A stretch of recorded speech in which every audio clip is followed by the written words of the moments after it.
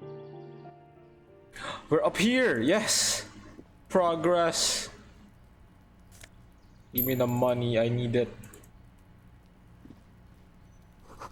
Breaker box is full of cigarette butts and electric wires.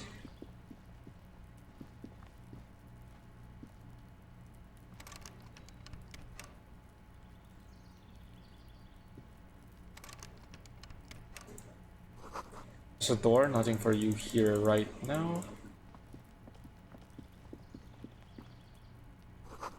Someone's growing rosemary, thyme, and a cactus. This is This room. door is made of metal. It's and appears to 28. be reinforced. Someone here really values their security. It is 28, right? Yes. Number 28. This is where the cleaning lady said the smoker on the balcony lives. Yes. Let's see if anyone's home. Knock on the door. Will do, sir. No one answers. Looks like the young man we are looking for isn't home. I think our best chance to catch him is in the evening. It's in the evening. We should return tomorrow after we have finished with our day's work. How about 9 p.m.? Sound good? What do you mean? The smoker on the balcony. This is why we're here, right? He might know something about the murder. Tomorrow? So tomorrow 9 p.m.? Why not later?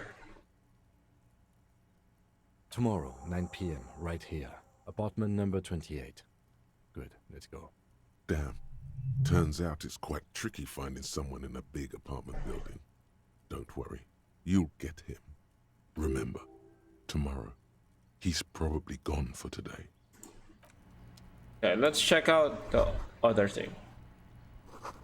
Complete silence. Whoever lives here isn't home. This is the door to apartment 30. Voices from within, singing along to some buoyant dance track. Okay. Wow, nothing much. Oh, Kim. Oh, Kim, hi.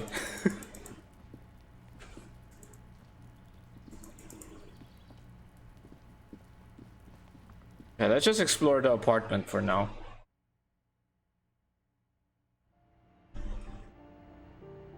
What's in here?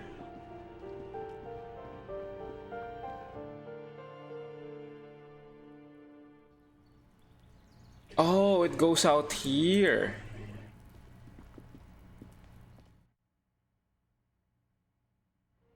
Okay.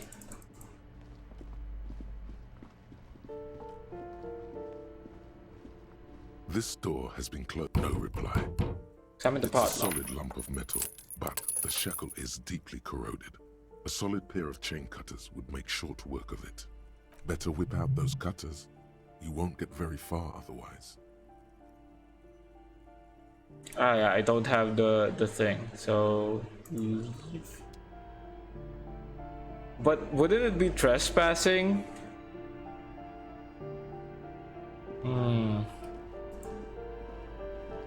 You hear someone walking around inside. The walking stops abruptly, but no one comes to the door.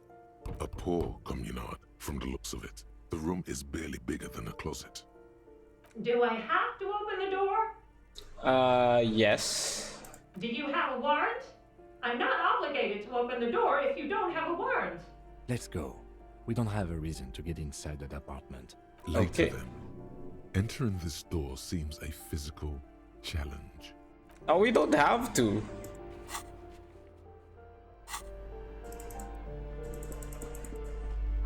So, find the armor. Ask the little girl in the fishing village down the coast who knows something about. Where's the fishing village?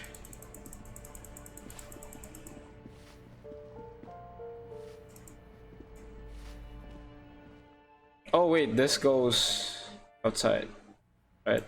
Yep.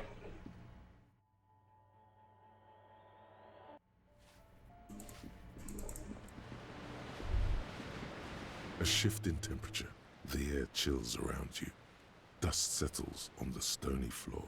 Rubber sides for warm. A former architect stands before a slice of window, a room plan in her hand.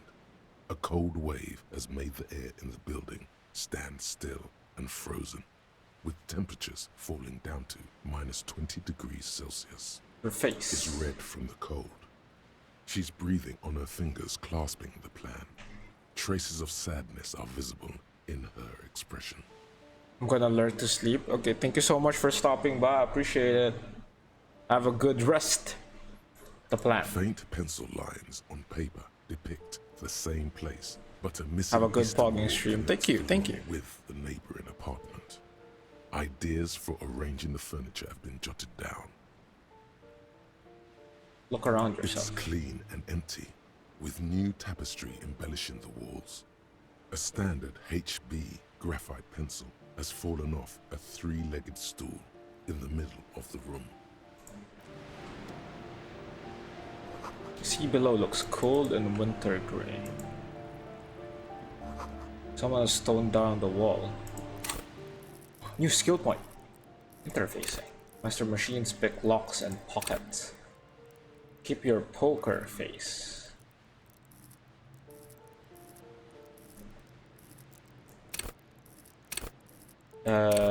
Let's go with physical instrument. Yeah, more stronger boy. Will be a stronger boy.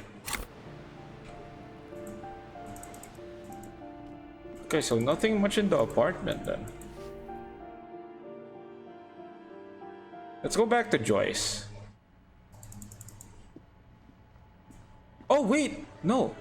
It doesn't go out there. It actually goes where Cindy is. Ooh, the piggies have learned how to saunter up staircases. I didn't think you could do that with hooves. But here you are.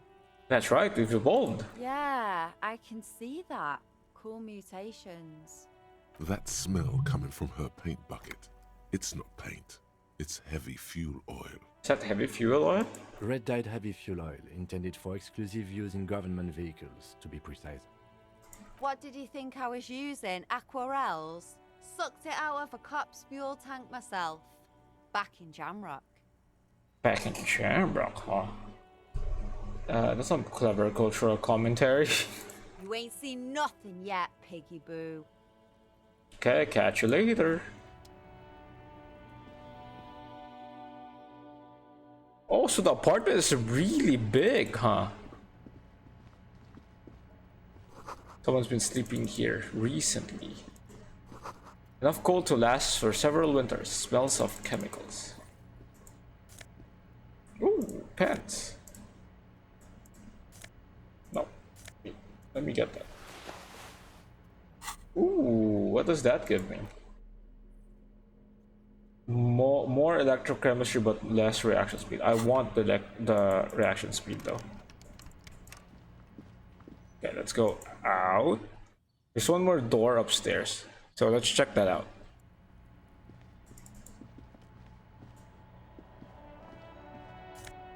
Ooh, more money. Door's locked, can't get in. The chair's new, someone lives back here.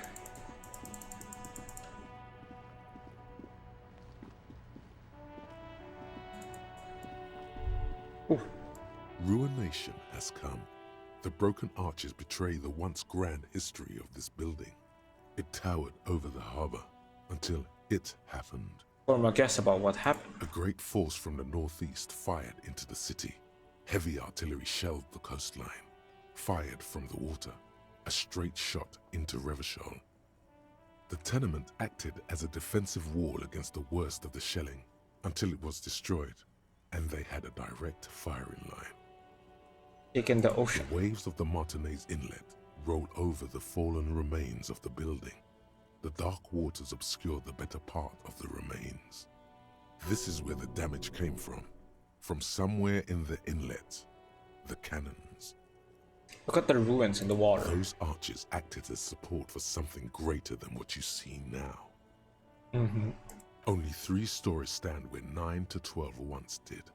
Restoration has failed. What the shelling took out was never rebuilt. Underwater, iron helmets have sunk deep into the sand and the mud. Helmets of soldiers, and their finger bones too, and clavicles, littering the ocean floor. Who did this damage? A fleet, the combined armies of Occident and Grad, with Mesk volunteers, a 5-nation army, hundreds of vessels. They massed airships further down in the Bay of Revachol. The artillery was so powerful. The ships not only required gyroscopic stabilization, they were anchored into the ocean floor as well. Many are still there to this day. If you squint, you can just barely see the shadow on the water, far in the northeast. Cannon still ready to placate Revachol. Hey Kim, do you know who shelled our city? The Coalition. But that was a long time ago. I think we should move on. It's chilly up here. He fears the discussion might lead to disagreements, as it often does. Oh, time to go. What? No. What? What? What?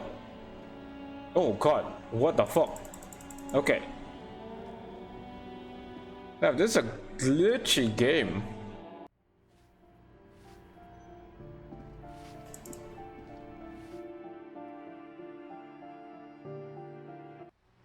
Okay, let's talk to Joyce about the thing. The Your pair. pack. Good. What can I help you with? Yeah, about my missing badge I'm again. afraid I can't say any more until we've taken care of formal protocol. It's so low. Yeah, I'll find it somehow. Let's talk about something else Of with the lady. course. But before we do, officers, let me be perfectly clear. The situation is extremely volatile. Yes, The yes, sooner yes. we can speak about this lynching business, the better for all of us. I think I got some questions for reality. My favorite part of the day. Go ahead. Ask Ask for me Kim anything. to step away while we discuss the pail. Good idea. Just ask him. He won't make a scene. Kim, can I talk to the ma'am alone for a second? Fine. Thank you. See? What can he do? You're a grown man. Now, what is the Are pail? you sure you're sure? Your colleague seemed adamant. Yes, what is the pail? Okay. The Pale is the most dominant geological feature of the world, Detective. The separative tissue between the islas. It is the inter-islary mass. Mm-hmm. Wait, what is an insula? Isla is a Messinian word Oh, for Isla. a continent of matter, enveloped on all sides by the Pale. Also, isolation, or landmass. We used to believe there was only one. In the last 4 centuries, we have discovered 7. Uh-huh. Windy, Seol, Samara, Ilmara, Grad, Katla, and this, Insulinde. An insulin is... An oceanic isla. It comprises mostly of water. Muindi is the largest, Katla the coldest, Insulinde the bluest. What can I say? Each is perishing and dear. Okay, what is the pail like? Achromatic, odorless, featureless. The Pale is the enemy of matter and life. It is not like any other, or anything in the world. It is the transition state of being into nothingness. Oh, I'm getting you, I guess, maybe? Is it here? No, Detective. We're safe. It begins there, 6,000 kilometers to the north, and even more to the south, east, and west. You are in the middle of the Isla. And there? An uproar of matter, darling. Rising into the Pale. Rolling. Evaporating even. A great vision. The area of transition between the world and the Pale is called Porch Collapse. Okay. Imagine a grey coronal mist. Cold vapor, marked by spores of an opportunistic microorganism. A mold that's adapted to grow at the edge of the unrest. It's...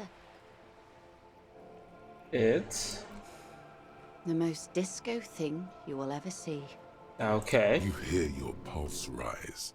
The air feels caustic and cold suddenly. Or it's physical quantities, qualities. Difficult to describe, or even measure. Something whose fundamental property is the suspension of properties. Physical, epistemological, linguistic. Mhm. The further into Pale you travel, the steeper the degree of suspension, right down to the mathematical. Numbers stop working. No one has yet passed the number barrier. It may be impossible. If we're surrounded by Pale, how do you get from Isola to Isola? Oh, it is so difficult for us. It is possible to force dimensions on the Pale.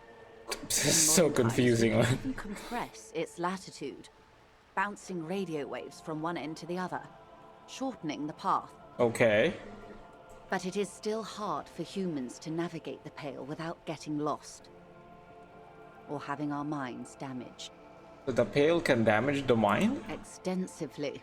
How? Some say the damage stems from extreme sensory deprivation. Oh. Others argue that Pale somehow consists of past information that's degrading, that it's rarefied past, not rarefied matter. Okay. They call it the blend over of the self. The Pale does not only suspend the laws of physics, but also the laws of psychology, maybe history even. The human mind becomes over-radiated by past. What does this over-radiation feel like? It feels terrible. Absolutely terrible. International standards strictly limit civilian travelers to 6 days of Pale exposure per year. Okay. It's more for her. Way more. You're not a civilian passenger? No, nameless detective of the Citizens Militia. I am a member of the Entreprenetic Business Class. I'm cleared and trained for 22 days of Pale transit annually. Are you over-radiated? Up to my gills, officer. An acidic smile on her lips.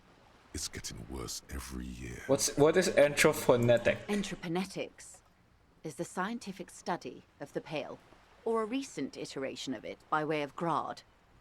The study of the Pale reaches back 6,000 years.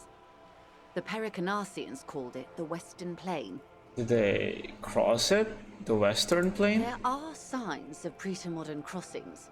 Successful navigation of the Pale relies not just on technical know-how, but intensive psychological preparation. Some of these tactics have been known for thousands of years. What has entreprenetics changed then? Nothing. We remain powerless before the Pale. The only real advance in Pale transit is the speed with which an aerostatic craft can pierce it. Less exposure leads to less effects later.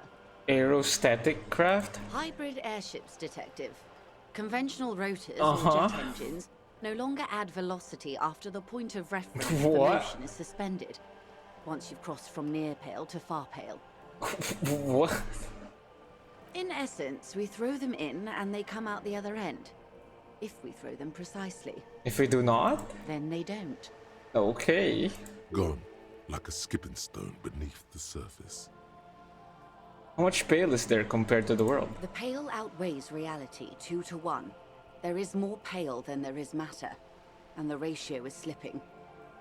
Slipping how? To our detriment, or? What do you think, detective? It's shrinking. There's more and more of the world. It's growing. There's more and more of the Pale. Precisely. One of the few measurable effects of the Pale is that it is expanding at an unknown rate. Okay. An intuitive conclusion of that development is that one day the Pale will cover everything. But this sort of talk is mostly left to extremists. Cover everything? That can't be. Where would we go? Most people, and indeed most private and government sector organizations, entire civilizations and religions even, find handy ways to ignore or downplay that knowledge. Okay. I suggest you do the same. Let's return to reality, please. Yes, sweet reality. But before we do, tell me, detective, is this the first time you're hearing this? Do you really not remember anything? I sometimes sense vague shadows of a past, and it's not good. I'm getting a sense of who I am, but no, I didn't know this. Beyond curious. Tell me, what do you think of the Pale? That we continue to persist at all is a testament to our faith in one another. Its advance can only be stopped with immediate total, powerful, I'm worried I have to say it. Does it? I don't know how you've all survived with it. It's a huge accomplishment.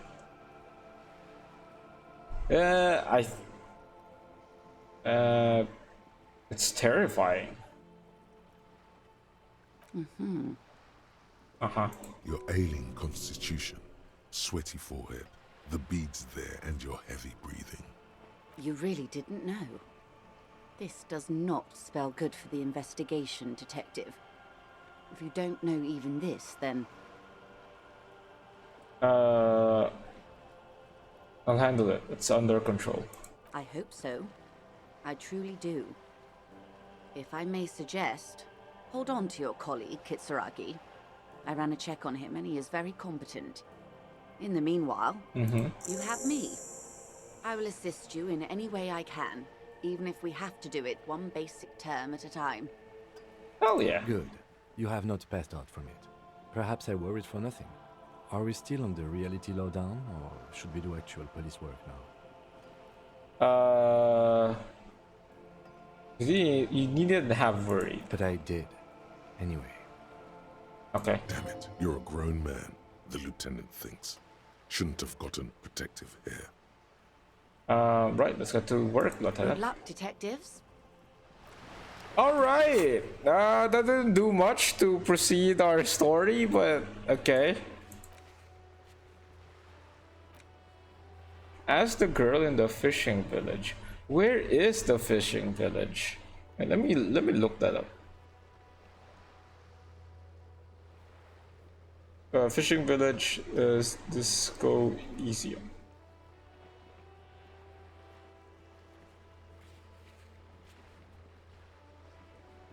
Fuck. Okay, so here's what I'm understanding right now.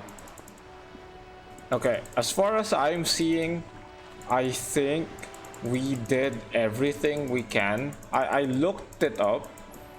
And it seems like more of the story opens up at day 3. And we did a lot at day 1. So that's why there's so little for day 2. I just don't know how to pass the time. The worn and beaten wooden planks of the bench do not look overly comforting. We can sit on benches after we've solved the murder. Let's go. You can revisit the bench if you ever need to pass the time when Lieutenant Kitsuragi is gone. Yeah, see? Let's see if I can sell whatever I have first, because I really need some cash.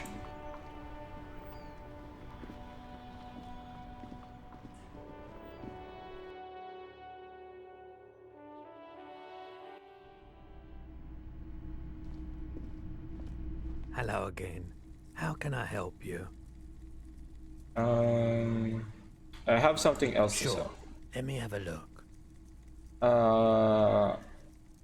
I'll check my pockets. Anything else you're thinking of selling?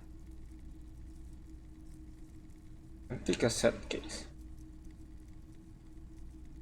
I mean, I can sell this, I guess.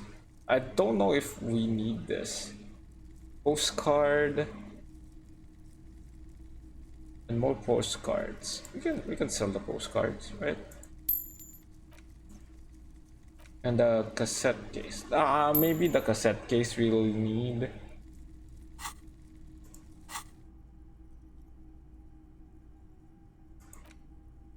So I can't internalize any of these. Yeah.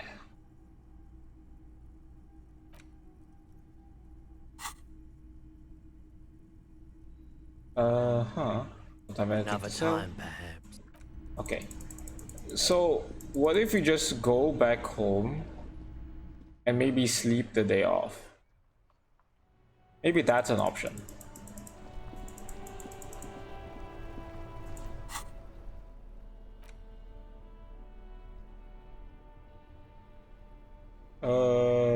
Items, clothes, interactables.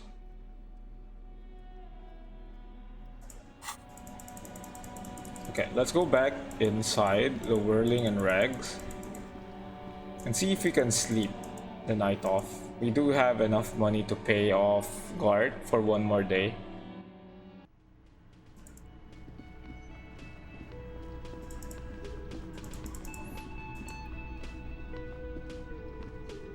So that more of the game opens up for us. The door is closed.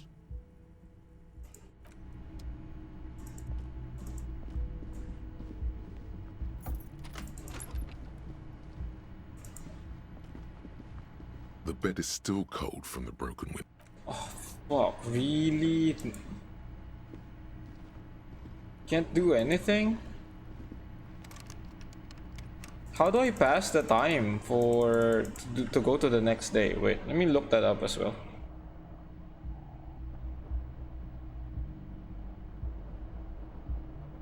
It's time Disco Elysium.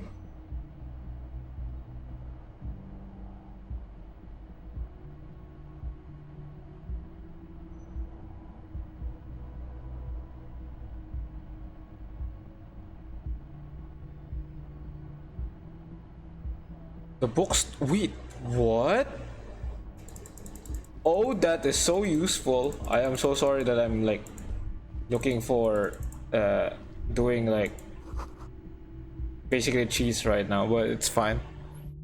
We need a guide somehow.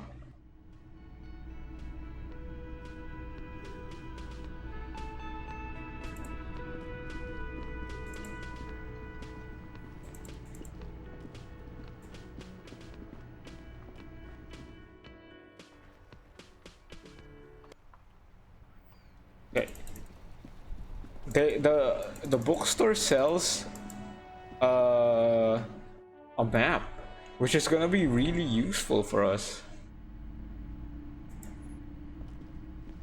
Hello again, esteemed officer, and welcome to crime, romance, goodness. You were already doing good, browsing the shelves. Why'd you stop? Don't you feel compelled? Go, go, get back there. The books await you. What type of books do you have? Okay. She smiles and nods. Okay. A small mountain of colorful board game boxes. There are numerous types of games for all ages. A lot of shelf space seems to be taken up by Wirral-related merchandise. Ooh, do you have a map here, lady? I want a map. Maybe there's some upstairs.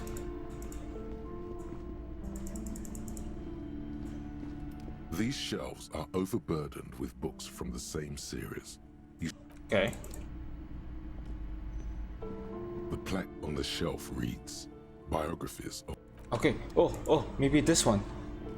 Several maps have been attached yes. to a bulletin board hidden inside the alcove. They're held up by small pins. The board has come loose from one corner. The maps look old and faded. Your eye catches a map of Insulinda, a map of Revachol, and a map of Martinez. We need the map of Revachol. The north coast of a verdant island is shattered by the delta of a river. It is the River Esperance. Countless bridges put the shards back together, connecting city blocks to river islands. La Delta says a great artificial heart in the center, teeming with life forms and construction. Ow. To the east, rolling hillsides, Le Jardin, Stella Marie. Okay, I'll be right back. I'm gonna go get something. Swallowed up into the megacity. They sound rich to you. This is Revachol East.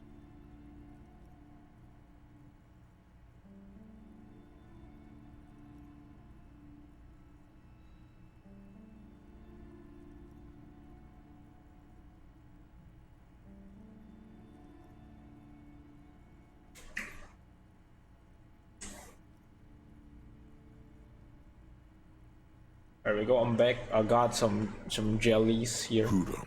It's somewhere to live. Not bad. Then there's Jamrock. It's bad. People shouldn't live there, but they do. Then Forberg. It's almost as bad, and much larger. Then Coal City. It's the worst. Martinez? It's so small you can't even see it on the map. No, wait. There it is. North of Jamrock. The strip of coast next to the Greater Rivershell Industrial Harbour. It looks downright despondent. It's almost Coal City, to be honest. No, Coal City is worse. A charred limb. Rain falls on its slick black streets. And then there's the burnt-out quarter in the heart of Jamrock. Is it cold in this bookstore? Or is it just you? No, this is somewhere to be. This is all you have. But it's still something. Streets and sodium lights, the sky, the world. You're still alive. Storekeep, can I buy these? I'm sorry, officer. The map of Martinez is the only one available. The other two are not for sale anymore. And besides, you could scarcely afford them. They're quite valuable, though they might not look it. The map of Martinez is 90 cents, though. Why is the one of Martinez so cheap? That old thing. It's an out-of-date map of a tourist location that never was nor came to be.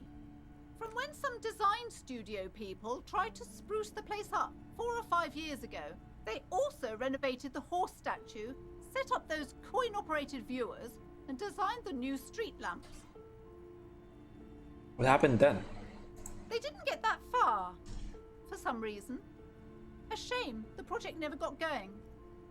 Would be nice if someone fixed Martinez up. All these ruins are bad for business. Well, we'll just buy. Always good to be informed of your surroundings. Thank you, ma'am.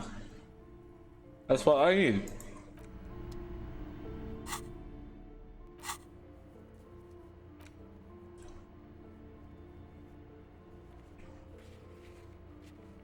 So that's a Martinez waterfront.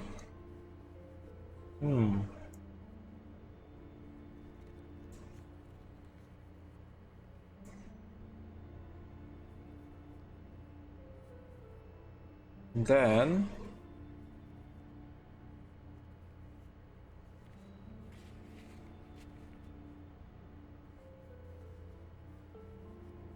so this is the one that connects it, I think.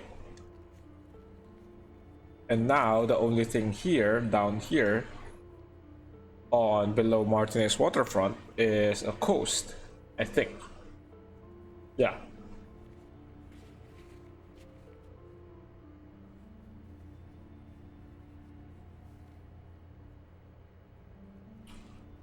We don't have that hangman anymore, so. What?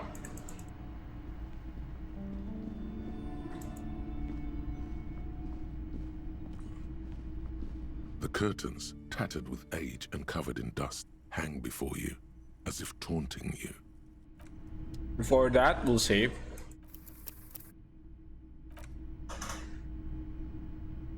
The curtains, tattered with age. Just as you're about to pull apart the curtains, the petrified voice of the shop owner cries out once more. Sir, don't touch that. I told you it's off limits for the customers. I mean, what if I want to? Parapsychologically speaking, we're done if you decide to open them. I won't be held responsible for the consequences. It's too dangerous. What do you mean? It's just... She looks away, mumbling. Why is everyone always messing with the curtains? Why can't they just buy books like normal people? Is this about a curse? That's why you're afraid?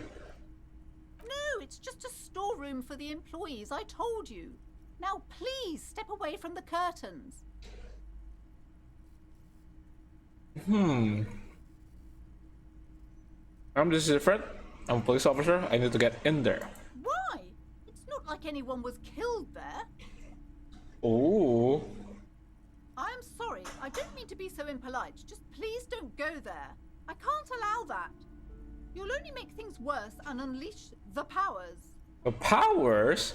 Well, since this place is calling for me, I must investigate beyond the threshold. You do? My God. Even more reasons not to mess with the curtains. Just step away, dear sir. I don't care. You can't stop me. I'll open them. No! Please just talk to me, officer. Come here and let's talk this through before you decide to do anything extreme. It's just curtains, ma'am. Lies. Rip them open, we say. The curtains, tattered with age and covered in dust, hang before you, as if taunting you. Now rip them apart this time for... Okay, wait. How about we talk to the ma'am? So, ma'am, what are you worried about? Why are you so Hello worried? again, esteemed officer, and welcome to Crime, Romance, and Biographies of Famous People. Why are you so uptight about those curtains? I just want to know what's on the other side. I already told you, it's just a storage room for employees. I don't understand why it's so important to you. Why is it important for you?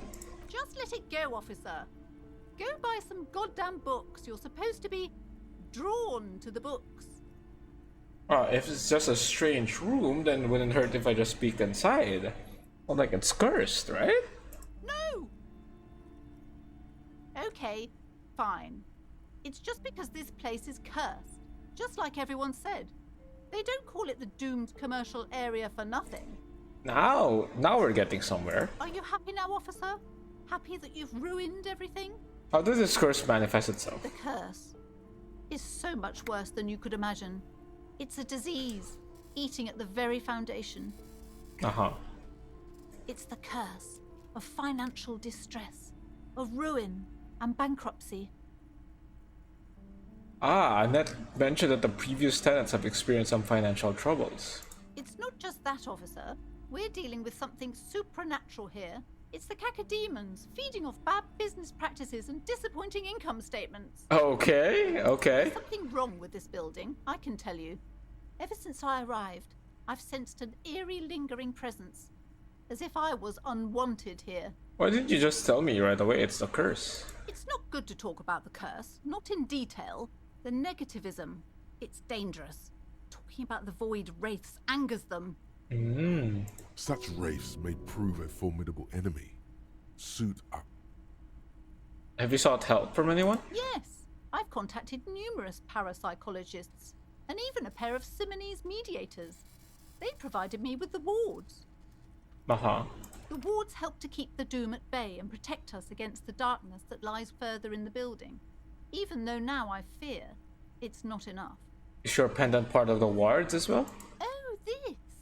No, it's a special Himian amulet, blessed by desert pygmy shamans, with a spell of compulsion. It's to compel people to buy books. Okay, There are Karen. numerous spells cast throughout the store. I had the books anointed with a different inducement spell, for example. It's guaranteed to boost sales 15%. Would you like me to take the case? I could investigate if the curse is real. Most certainly not. I don't want anyone who's not familiar with the psychic arts to get involved in this mess. Stay away. Leave the spirits be, so they can return to their slumber. Ooh. Yeah. Slither up to her, you silver-tongued fiend. Show her what world-class perfidy looks like. Ma'am, I came here to help. I've handled para-natural situations before. Are you sure? Don't think I haven't seen charlatans before. I have returned from the void, a para-detective from a long line of para-detectives. You're no para-detective. You look nothing like one. And you're clearly a drinker. Pardon me for being so blunt, but... Hey now, hey. You need the booze to focus, alright? No, I don't need it. The lieutenant keeps his usual stony calm. He silently picks out his notebook.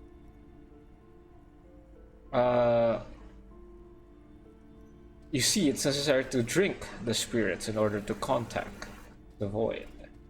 How do you know all this? Here we go. I am the void, Revenant. I have the powers to debad all the bad energies. I should have realized. A pattern lies within the fabric. The hand of fate guides us. Our meeting couldn't have been mere chance. But I am not the only one at risk. I have to think of my daughter. You are certain you can help us? Keep us safe? I can't allow any collateral damage to hit us. No problem whatsoever. Your family is safe. The phantoms are no match For me, Harry Dubois. If you promise, good officer, then you might be our last hope. Do you swear it? On my honor, ma'am. Thank you, sir. There's one more thing I haven't told you about yet.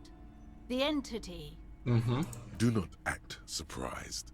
You know of these things, sire. Of course, the entity. For I have sensed its presence. You have? The entity takes the form of a woman, a witch probably. I've suspected that she must be connected to the curse ever since I first saw her. Did you know that she lives inside the chimney?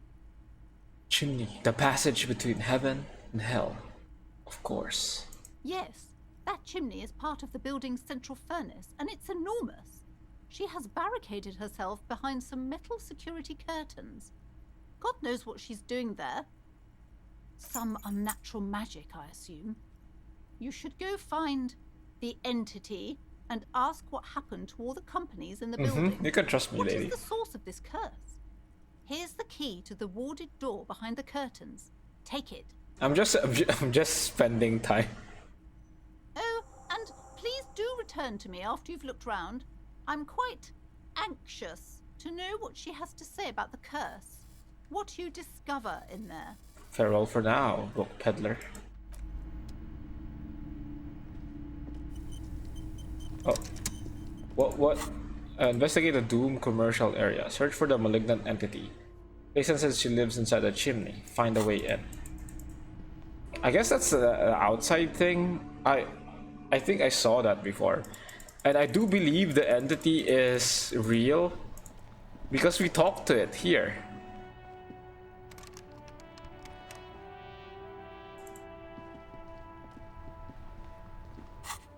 Investigate Doom commercial area. Enter the sealed door behind the bookstore and find out what happened to the companies there.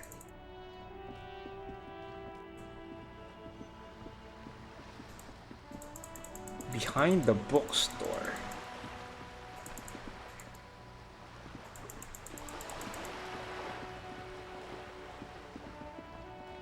Where is that?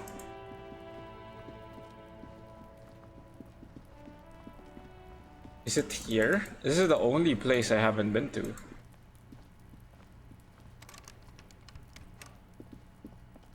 Where is this bookstore?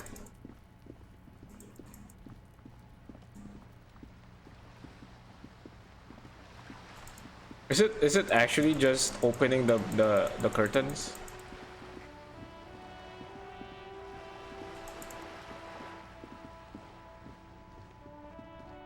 I do think it's this one, right? Isn't it this one?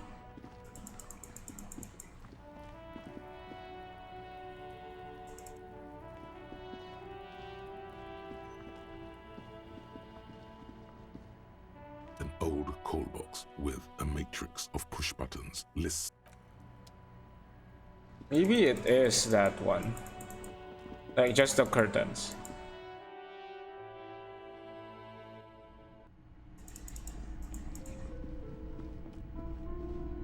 You see a set of tattered curtains blocking the way to an... Pull the curtains. You see a dimly lit room full of dusty furniture and trash. A doorway stands in the back, covered in dozens of scary little cage-like trinkets, your shadow looming over it like an omen.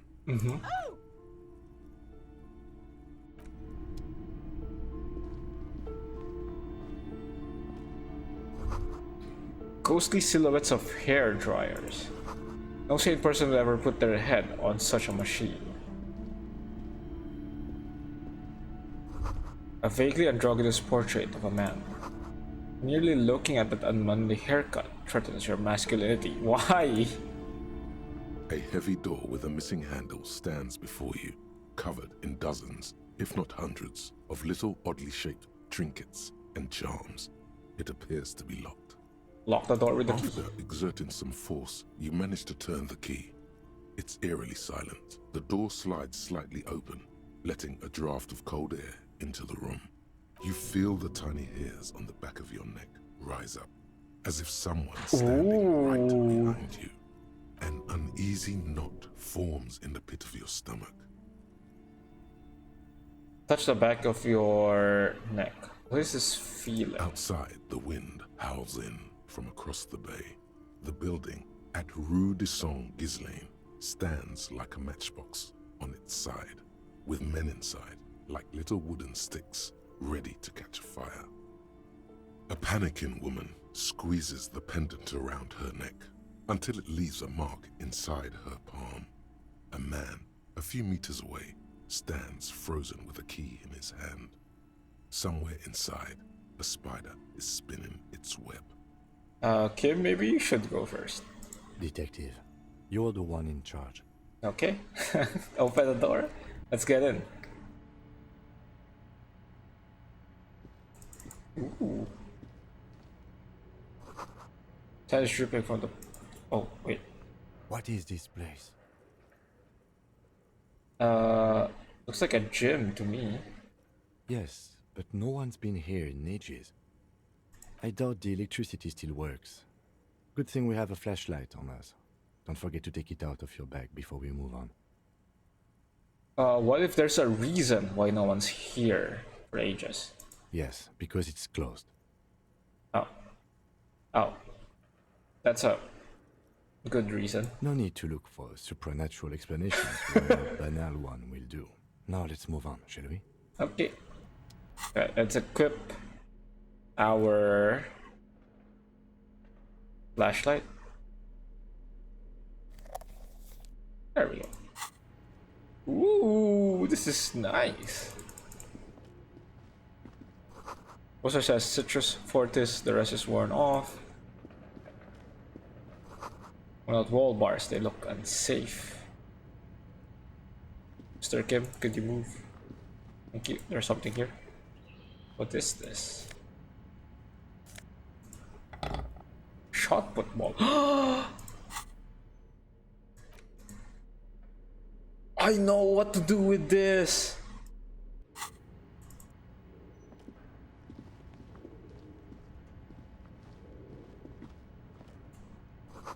Always blocked by old window panes and debris.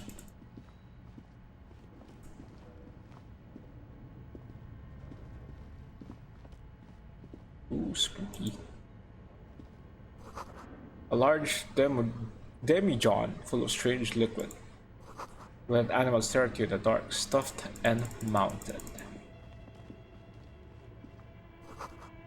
Airship rotors covered in spiderwebs, they remind you of blades. A naked mannequin torso, strange yellow color. Money. Blue velvet, soft to the touch, moth bitten. Yeah.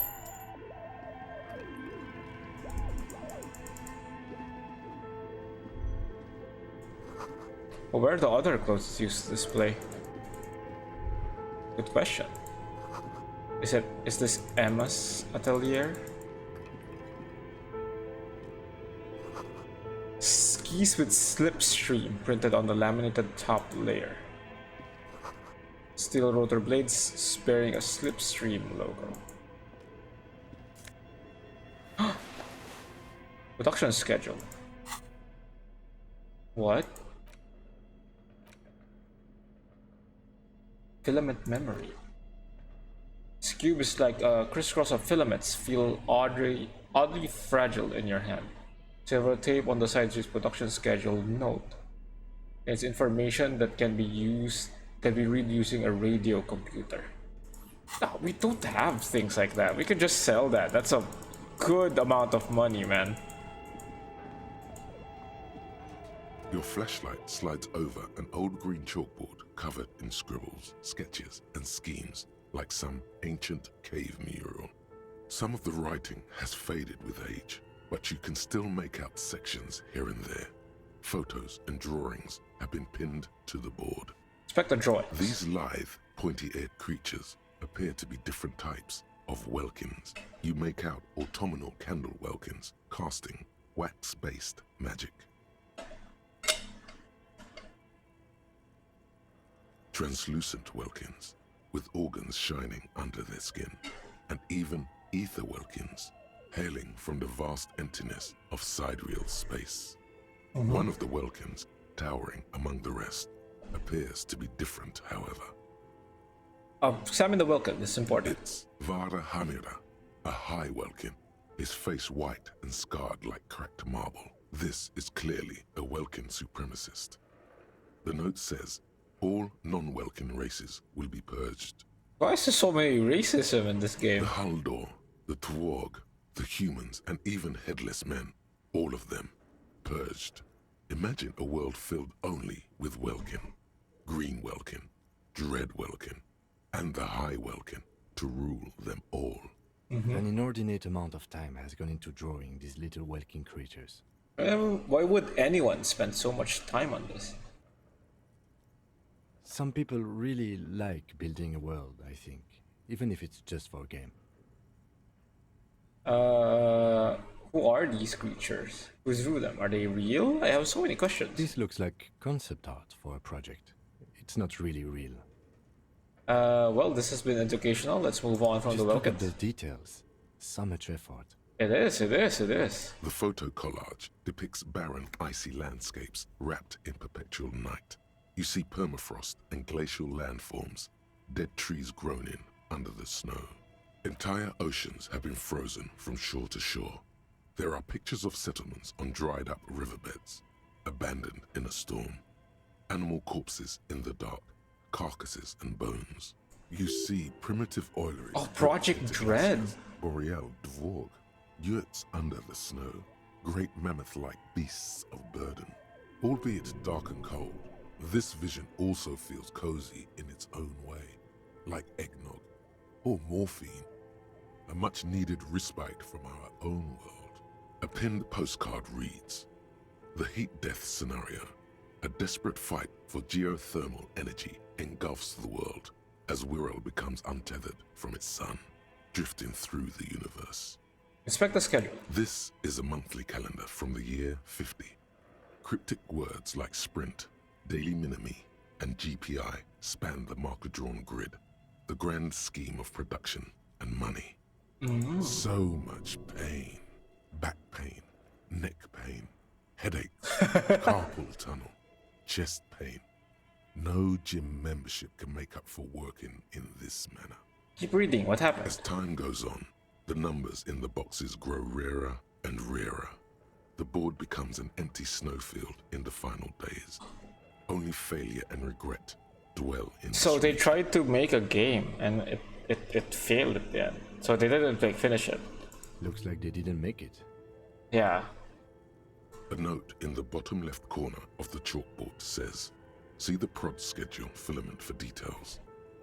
Oh, it's this one. Inspect the The notes. handwriting is only partly legible, but you can still make out 3 slogans: "Call in, tune out," "Wirral untethered," and "Heat death of the universe." Outside, a cold wind wraps the building in its bosom. Snowflakes in the wind. An old woman passes what the locals call the doomed commercial area. She tries hard not to look at the bookstore windows. It's unwise.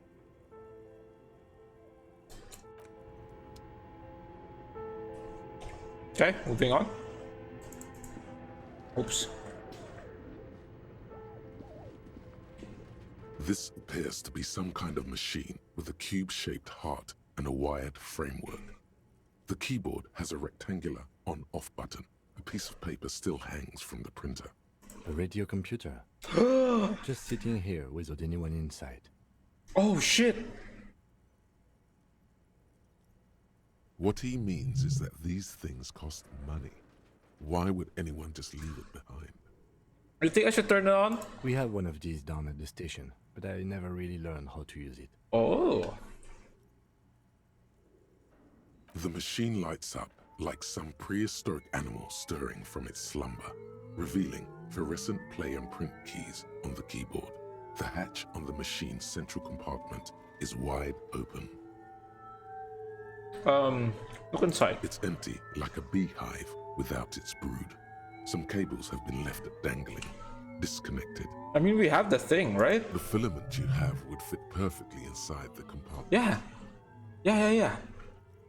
Production schedule. Like a smooth draw, the filament slides into place. On the keyboard, the play key starts blinking. Press play. A bar of fabric right above the keyboard starts producing a soft hum. The sound of static seeps through the machine's planar magnetic driver. Oh no. It was already glowing and now it's also making a sound. It's probably some alien seal-like technology. It's fine, man. The static gets louder, slowly filling up the abandoned hall, until a voice speaks out, crackling and old, cutting into the air. Good morning. Fortress accident en rue de Saint-Ghislaine. This is East Indian Repeater Station 1. Please repeat. Is this the production schedule? What's the production schedule? The filament you have inserted into the reader. I mean, that glowing thing I put inside? Yes. Is that the production schedule? Yes. Good. Please repeat the password. A password? I'm really bad at password. Can you give me a hint? No. Is it my birthday? Still no.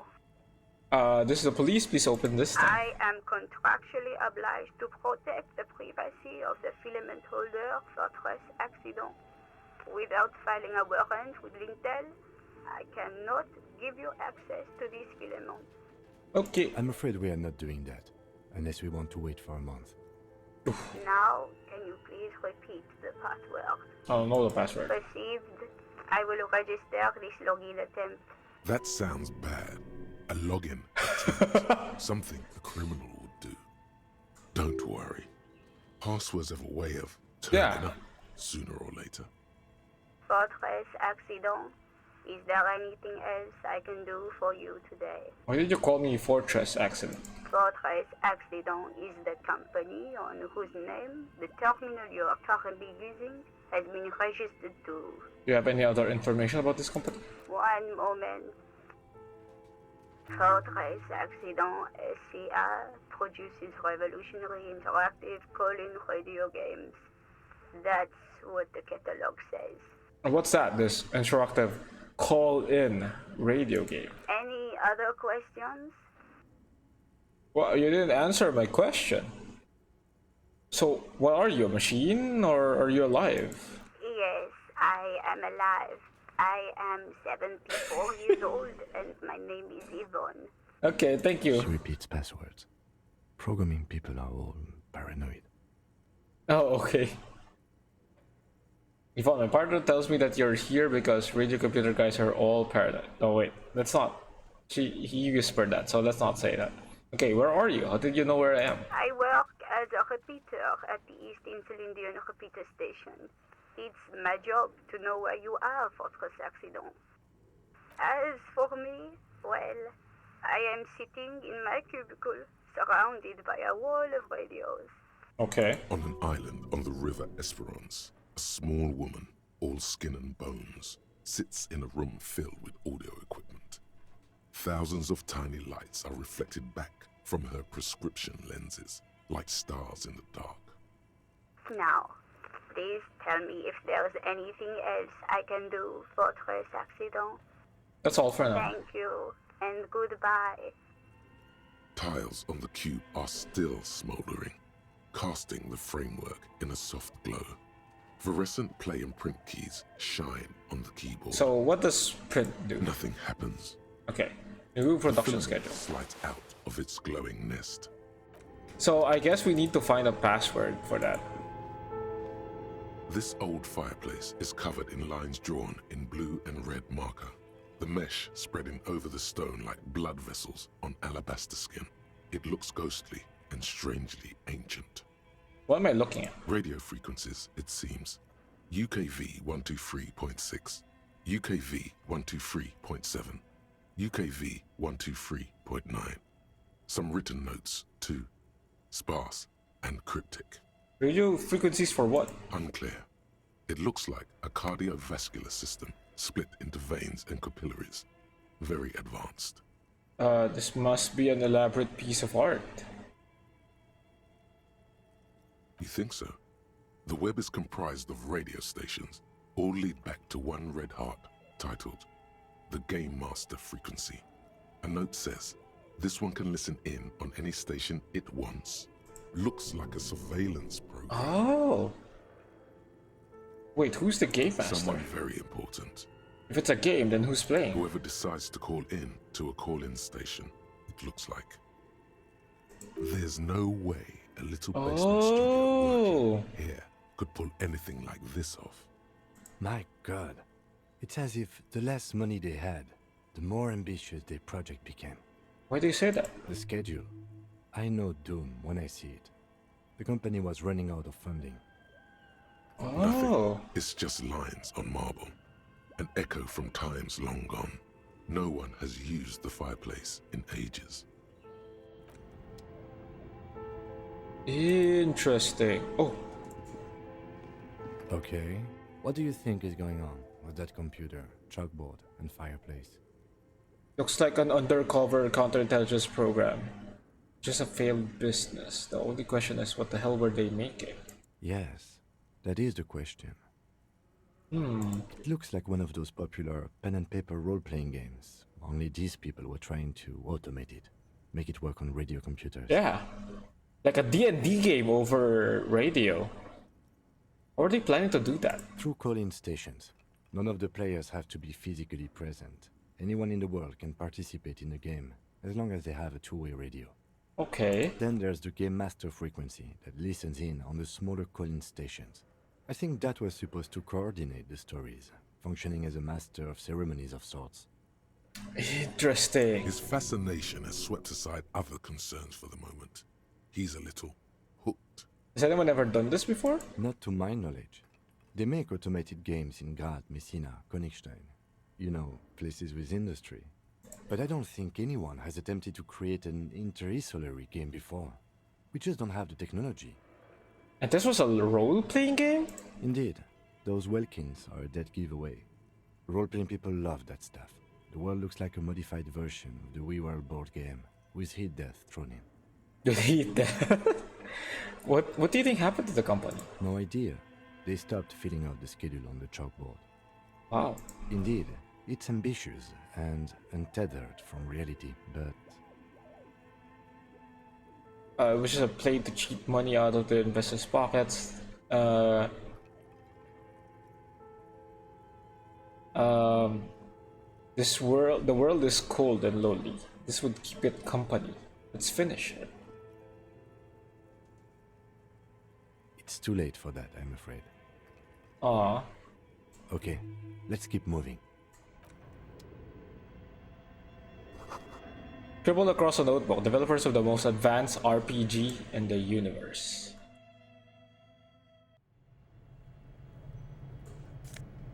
Oh, more money. And a healing item. Hell yeah.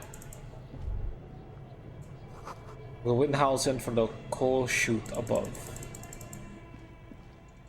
The fuck is this? Oh, it's a fridge! You see a terrifying ice bear with a strange compartment in its belly. The door is covered in frost and the bear's eyes are glowing red. This ice bear is a hyper carnivore. Be careful. We could have put the corpse in here. Fuck. The bear looks oddly realistic. Is it taxidermy? What is this thing? It looks like a giant ice bear. The lieutenant doesn't answer. His eyes are glued to the animal. A sharp slice of light shines out from its mysterious belly door. Crack open the door. A gust of freezing cold air rushes to greet you. You hear a low grumble as the bear regulates itself. This is the inside of a refrigerator. The lieutenant takes a peek inside. His hand has found the holster of his gun. Relax, Kim. It's a fridge. Of course, just a giant ice bear-shaped fridge. Is he afraid of bears? Let's take a look inside. The shelves are empty. All you see are crumpled ice cream wrappers with the brand name, Revachol Ice City. A handwritten note has been attached to the door. The fridge is huge. Take the note from the door. You pocket the note and the little fridge magnets keeping it on the door. Examine one of the ice cream wrappers in there. A friendly cartoon bear smiles back at you from a glossy cellophane wrapper. It looks nothing like the fridge. What's a giant bear-shaped fridge doing in an abandoned cellar in the first place? Good question. It looks like an ice cream fridge. Yeah, that's what I said. Somewhere in the past, it's summer.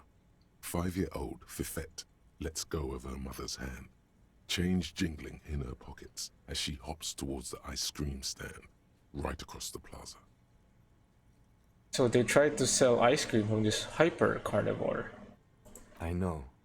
What an unfortunate marketing choice. That's true.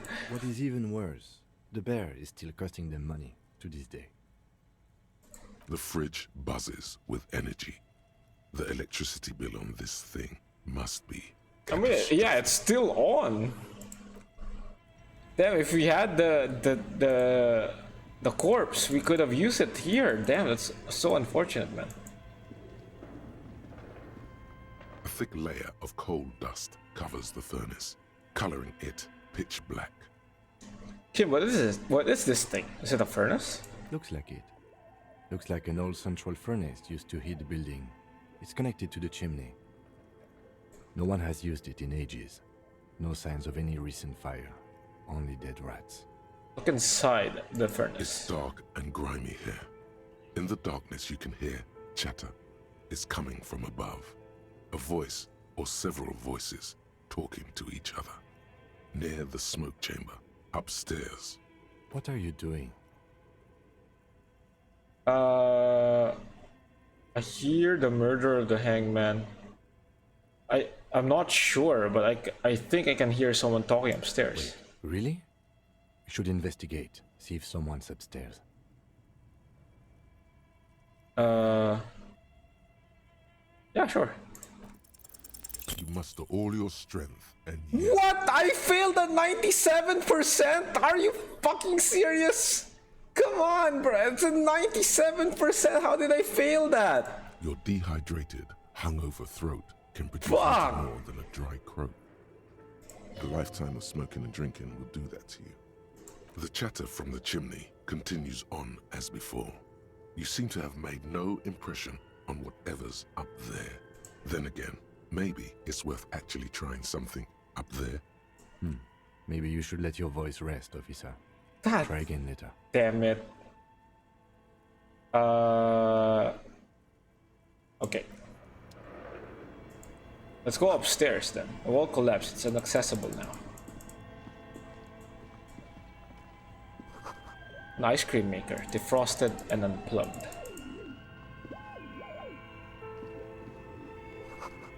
The flashlight casts a strange shadow. There's a hidden doorway here. Whoa! Frozen ice cream maker. Money. And some healing, hell yeah. 2 cables are plugged into the breaker box. The red one leads to the ice bear fridge, and the black one to the ice cream maker nearby. I mean, I don't need to. I don't need to do anything. Let them spend the money. I don't care. Ooh. Same mesh tank top. It's just +1 drama. What does this do? +1 physical instrument. I want my physical instrument though.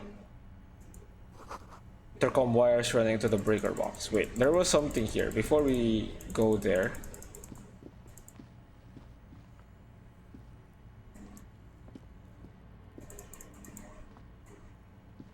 There we go.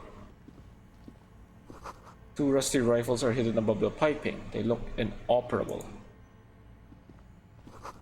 Someone has posted guns beneath the ceiling. A few bricks have fallen off, revealing a compartment behind the wall. It's too dark to see in. Where are we? Seems like an old bunker from the Revolutionary period. Look at all those rifles. Must be an old weapons cache. Must be, yeah. Look, there's a hole in the wall. There is, yes. And there also appears to be something inside the hole. Interesting. Yeah. You want to take a look? Of course. Okay, I do. Your hand reaches deep into darkness and spiderwebs. Rummaging around, you find rusty rifles hidden away. Rifles, Kim? Are these any good? Most of them are rusty and inoperable, Fuck. like the rest. But one catches your eye. A bolt-action model with a fine wood stock, in better cosmetic order than the others. This one looks nice. That's a rare sight. Seems to no longer be functional, but still a beautiful thing in its own way. Yes. What does this mean? A rifle here? It means there are firearms, albeit inoperable, still lying around in Martinez. It's an interesting coincidence. I would say. Might come in useful in the future. We got a rifle. Dude, that's so cool.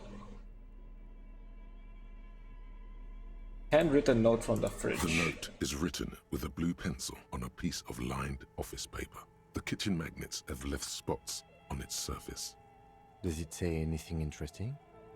Well, I'm currently trying to read it, Mr. Ken. This is tangential at best, but the lieutenant's detective instinct is still active. Read the note. Someone has scribbled, S. I can't believe the off-site copy is still here.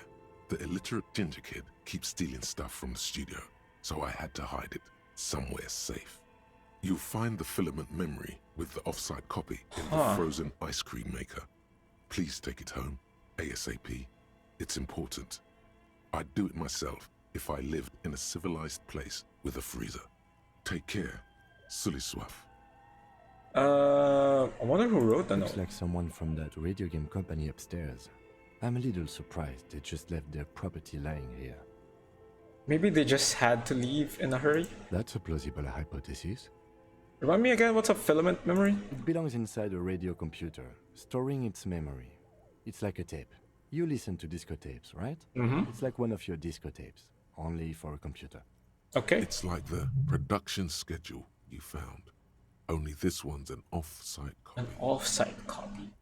Who's the illiterate ginger kid? Really? You don't have a single guess? You mean Kuno? Oh, I'm sure that child would love to get his hands on the filament memory. Even if he doesn't know what to do with it, he'd probably try to pawn it for speed based on our encounter. True. You have an idea where the frozen ice cream maker could be? I don't know. I assume it's somewhere close to the ice bear fridge. Didn't you see one right next to the breaker box? Yes, I did.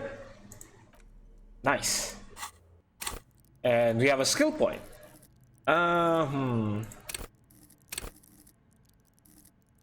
Authority. Intimidate the public. Assert yourself.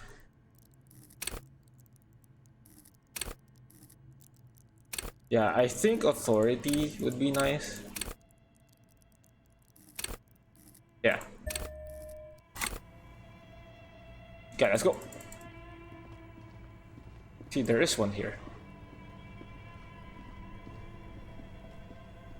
This orange machine is buzzing like an old submarine. It has a hand-cranked ice cream churner on top and an electric freezer that appears to be frozen shut. Try to crack open the lid. You slip your fingers under the frozen lid, but the ice is too cold for you to get a good grip. A pry bar would come in handy here. If you want to try again, then you need to have the pry bar in your hand, detective. Equip the pry bar by going to the Tools tab in your inventory. From there, you can equip it to a held slot. Okay. Okay, will do. Let's save the game first. This is so much progress that we had. Pry bar. Can I hold it in my left? Yeah, I can. This orange machine is buzzing like an old submarine. Pry bar is not strong enough. Ice cream churner on top and an electric freezer that appears to be frozen shut. Okay. I know. I think I know what we could do. Two cables are plugged into. Unplug the black cable. Something close to you dies with a soft electric purr. Why did you do that?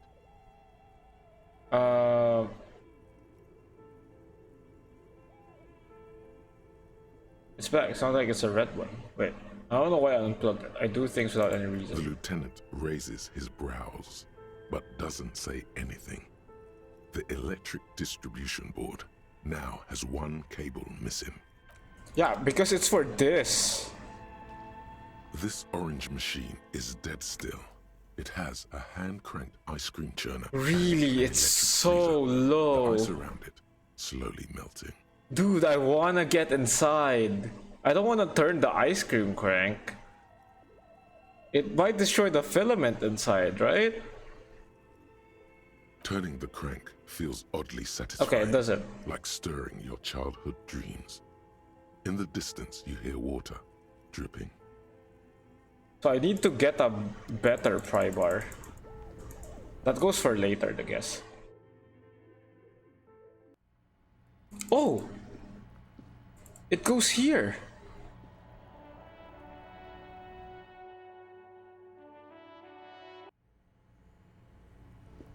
I don't know where we can get a better pry bar.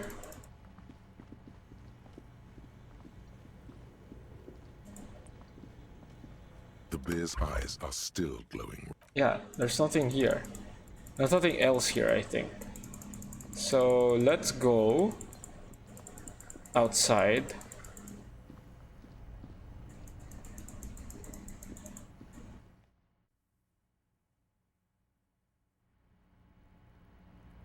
Is there anything new here? An old call box with a... No. Let's go back to the lady. Because she's the reason why we even entered there. Hello, ma'am. You're alive and well. Oh, shit. Don't keep me waiting now. What's in there? In that dark sarcophagus? Oh shit, sorry. I'm sorry I'm flashing a light in your face. I apologize for that. The dark sarcophagus. Yes, yes. How was it? It was a carnal house of failed business enterprises, leeching life energy from this bookstore. I knew it. Oh, such horrors that have been thrust upon us. But what else did you find? Did anything survive? No, of course not. Have you located the entity? You don't have anything of substance to tell her until you found that entity of hers. Oh shit. But we failed the check on the thing. How did I fail at 97%, man? I'm so upset about that.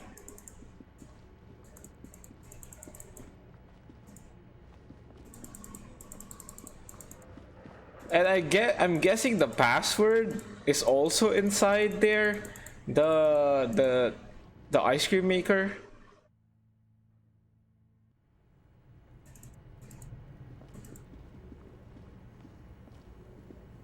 A thick layer of coal dust covers the furnace, coloring it pitch black.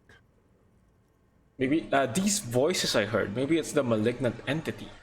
Playson says it lives inside the chimney. You're right. The rooms do look like they're connected, but malignant entities don't exist. At least not the supernatural kind. Then what was the chatter you heard? Yeah, what was the chatter I was hearing? A lush layer of coal now covers your skin, sinking into the wrinkles. Why did I do that? Your hands look ancient. Maybe you could paint something with this coal. Leave a cave painting for future archaeologists. No, that would be stupid. Still, it's good to have this dirt on you. Real men wear coal for makeup. Kick it with your foot. A hollow ring echoes through the furnace. Your toe hurts.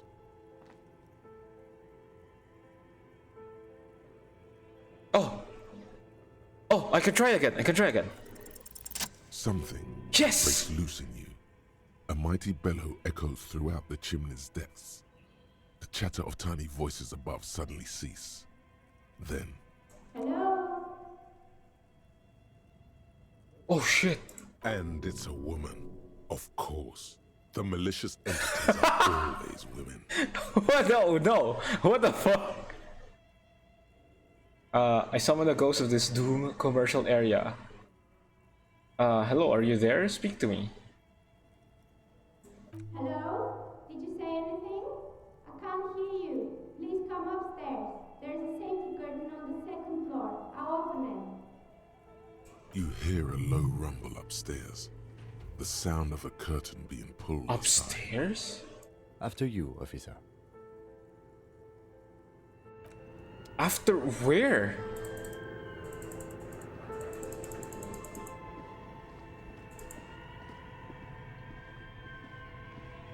Doesn't this go down?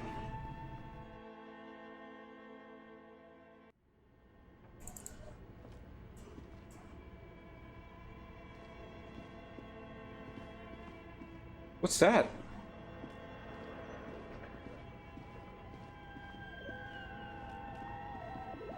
Oh shit! There's more here.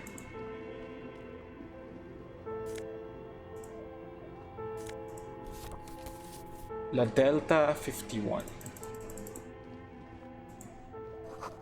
Shoes in the puddle of melting snow. Oh, hi!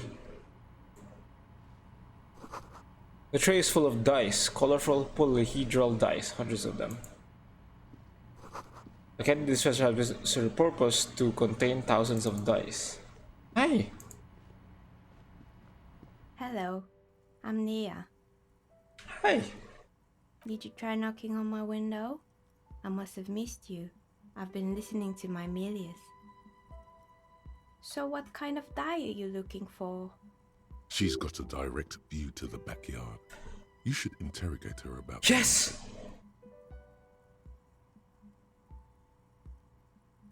Hold on, what do you mean by Milius? Yes, a Milius is like a call-in station. You need a two-way radio to access one. That's why I have these. Oh. Mostly, they just teach you to swear in different languages. But some of the stations can be quite interesting.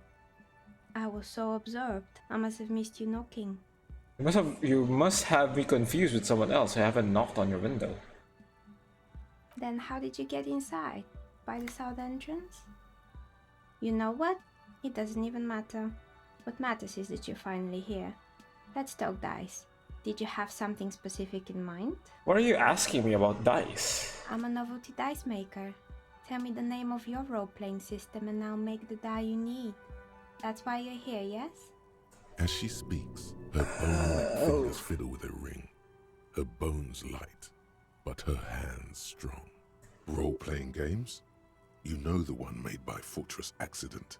Does that Yeah.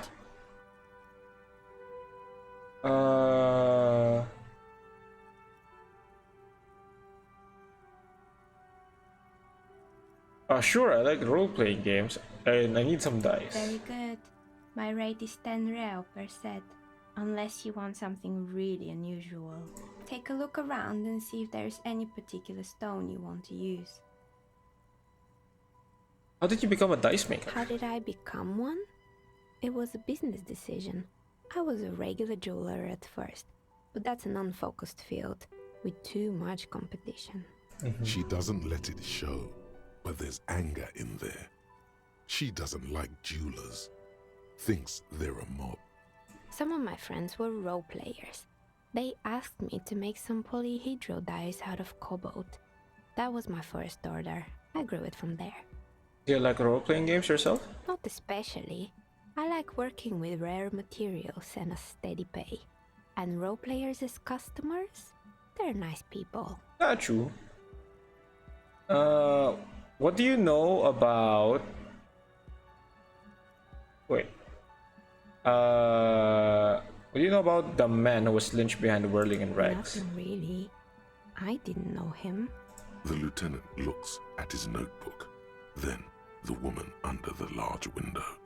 Your window looks directly onto the courtyard. You're saying you didn't see or hear anything unusual last Sunday evening? I'm sorry, detective, but as you know, I usually have my headphones on when I'm working.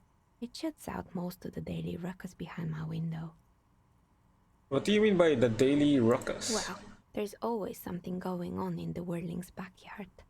Uh-huh. During daytime, there are usually those kids. And lately, I've been seeing a lot of drunk workers hanging about. Must be because of the strike. But I never saw anyone during that fateful Sunday night, I'm afraid. And you never took your eyes off the work to look out the window? I might have, but in this case, all I would have seen is my own reflection staring back from the darkness. It's really hard to make anything out in the yard when it's dark outside. Besides, I rarely get up. to look out the window when I'm in the zone. You often work Sunday nights? It's an odd profession, making dice for people, but I like it, and I prefer doing this to sitting at home. I see. Thank you for your answers. She nods. Anything else, officer? Hey, where are we anyway? What is this place? We're inside the chimney of an old central furnace. It's strange, I know. But when I arrived here, all the other rooms were taken, so I had to build myself a makeshift home. Besides, I don't really have to pay any rent here, so that's a plus. Oh, that's true. Creative. Yeah, very. When she arrived here, there was no room anywhere else. She must have known the other businesses. Do you know what happened to other tenants? Everyone else is gone. More or less. Are you interested in anyone specific? Rats scuttle in the dark rooms under the abandoned blow dryers and dusty mannequins. Cobwebs cover rotors and radio computers alike. So much failure. Okay. There used to be a hair salon here, right? Yes, I think it was called Androgynous Orlando or something similar. They weren't a big hit around here. Turns out that working class men don't like genderless haircuts. They're scared of that word.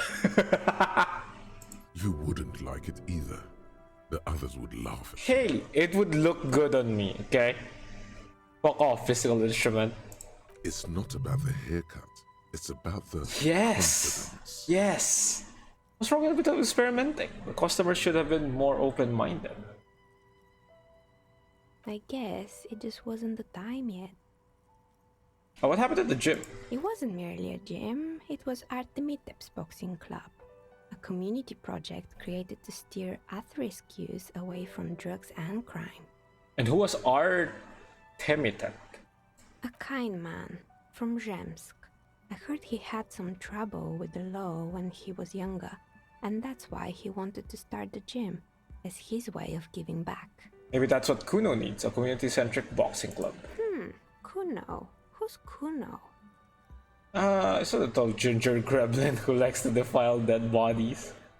Oh yes, you mean the kid with the sailor's mouth? Yes, I've heard him yelling profanities in the backyard. I think it would take more than a gym to help that kid.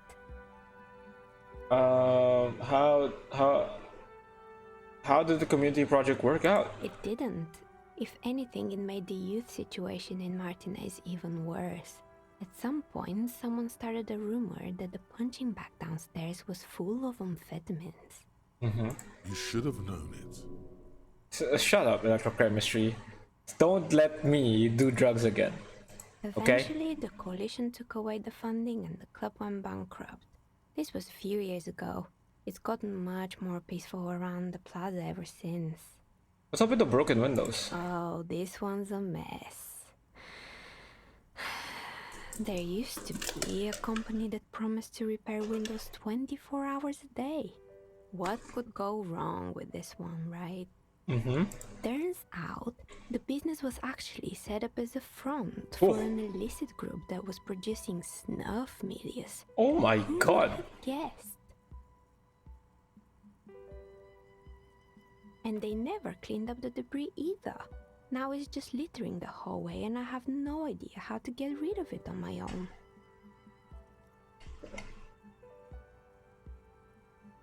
What's a snuff milieu? I mean, I already know, but we want to ask. It's a radio station that broadcasts real murders with real victims. Some people pay good money to get off on it. Okay. What does she mean to get off on it? Hey, horny brain. Quiet. Don't worry, the ICP has a separate division that deals exclusively with unlicensed sub-roses. This isn't our problem. Good luck with that. It's not easy catching those perpetrators. Did someone here make stuffed animals? I saw mounts lying around. You mean Mr. Fabron, the taxidermist? No, he mostly just did drugs. But what drugs exactly? Shut up. Let it pass. No? Anything else? Found creepy mannequins. There used to be a fashion atelier here, but I have forgotten the head designer's name. They were doing well for a couple of years, until the insect rights activists came. Wait, insect rights activist? Mm-hmm. The atelier produced a certain collection that used chitin among the materials. Apparently chitin is made in the Occident, where it's extracted from beetle wings. Mm-hmm. And you know how all kinds of political movements are big in the Occident.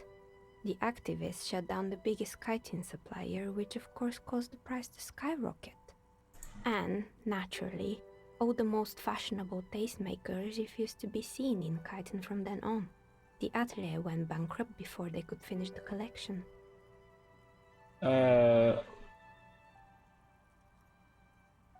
I'm glad that someone took care of the little guys. I like insects. Actually, no, I don't. I don't.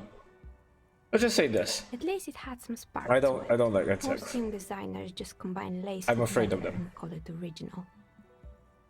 As she shifts around, you notice several dead flies on the windowsill in front of her. Legs up. They're not moving. Anything else? What's with the rotor blades and skis? They were made by a company called Slipstream. After they pivoted from making rotor blades to skis, their chief executive took off on a vacation with all their money. Honestly, I think it's quite funny. I think he's still sending out holiday transmissions from Tulula or Tiumotiri or Hashtkor or wherever he is. Interesting.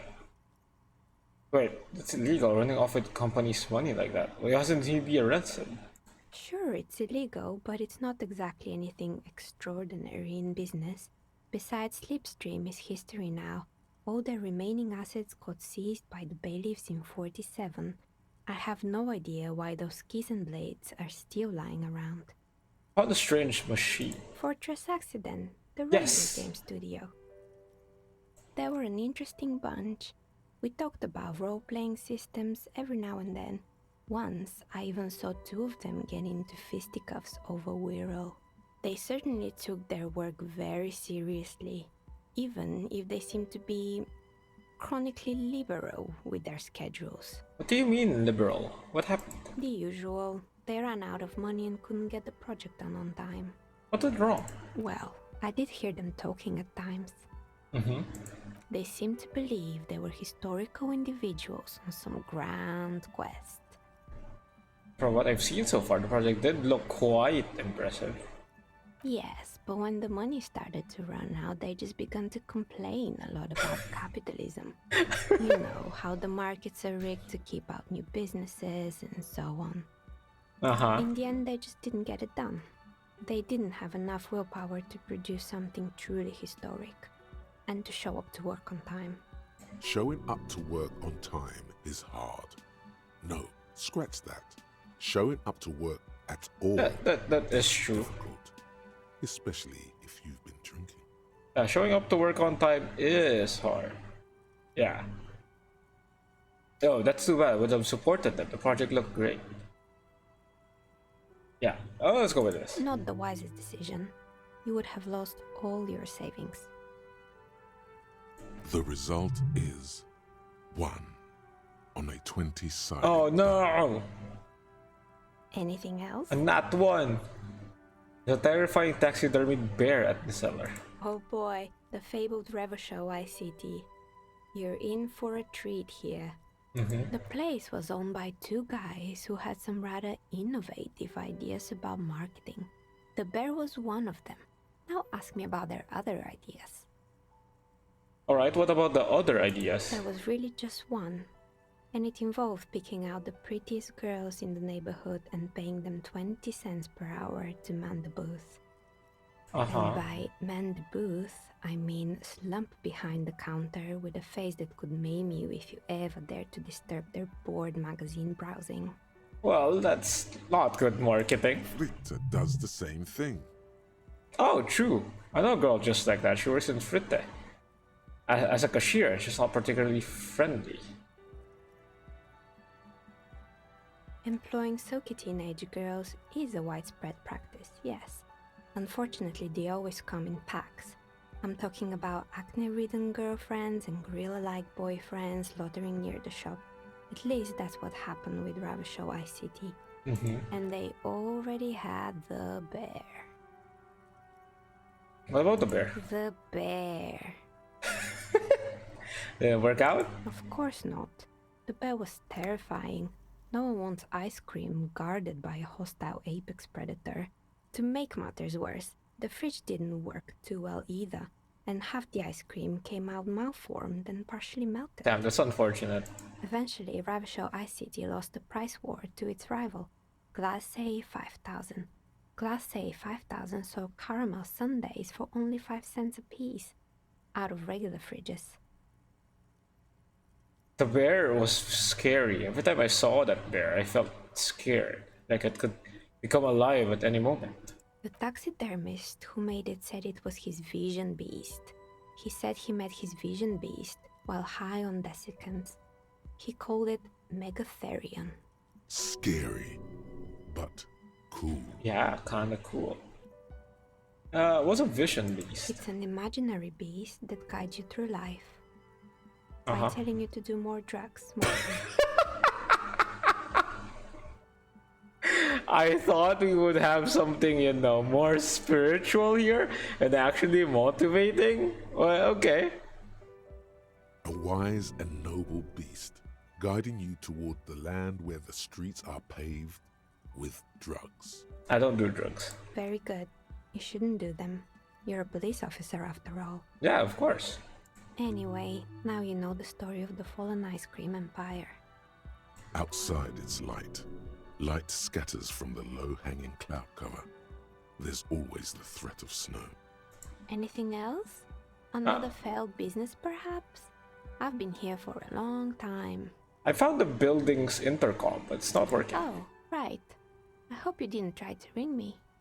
I think none of those doorbells work, including mine. I'm still in the middle of connecting the wires. Sorry about the confusion. You're telling me that the doorbell with the empty name card was yours? That's right. I haven't even written my name there. As I said, it's quite useless right now. It doesn't work yet. I was wondering about the Whirling in Rex. Is it part of the same building complex? You could say so. Both houses were built at the same time and under the East Delta Commerce Center project. That explains why you can call the whirling from the intercom, albeit I doubt that anyone responds. I saw a name East Delta Pinball on the doorbell. Right. It used to be a gaming arcade. This is an ancient failure, before my time. I'm not surprised, however. My advice, don't base your business on a fad. Hypnotism, floriography, trick track, especially pinball. Hey, pinball's good, man. Agreed. Pinball is the worst. Aww. A strange thing happened when I tried calling a company named Slipstream SCA. Someone answered.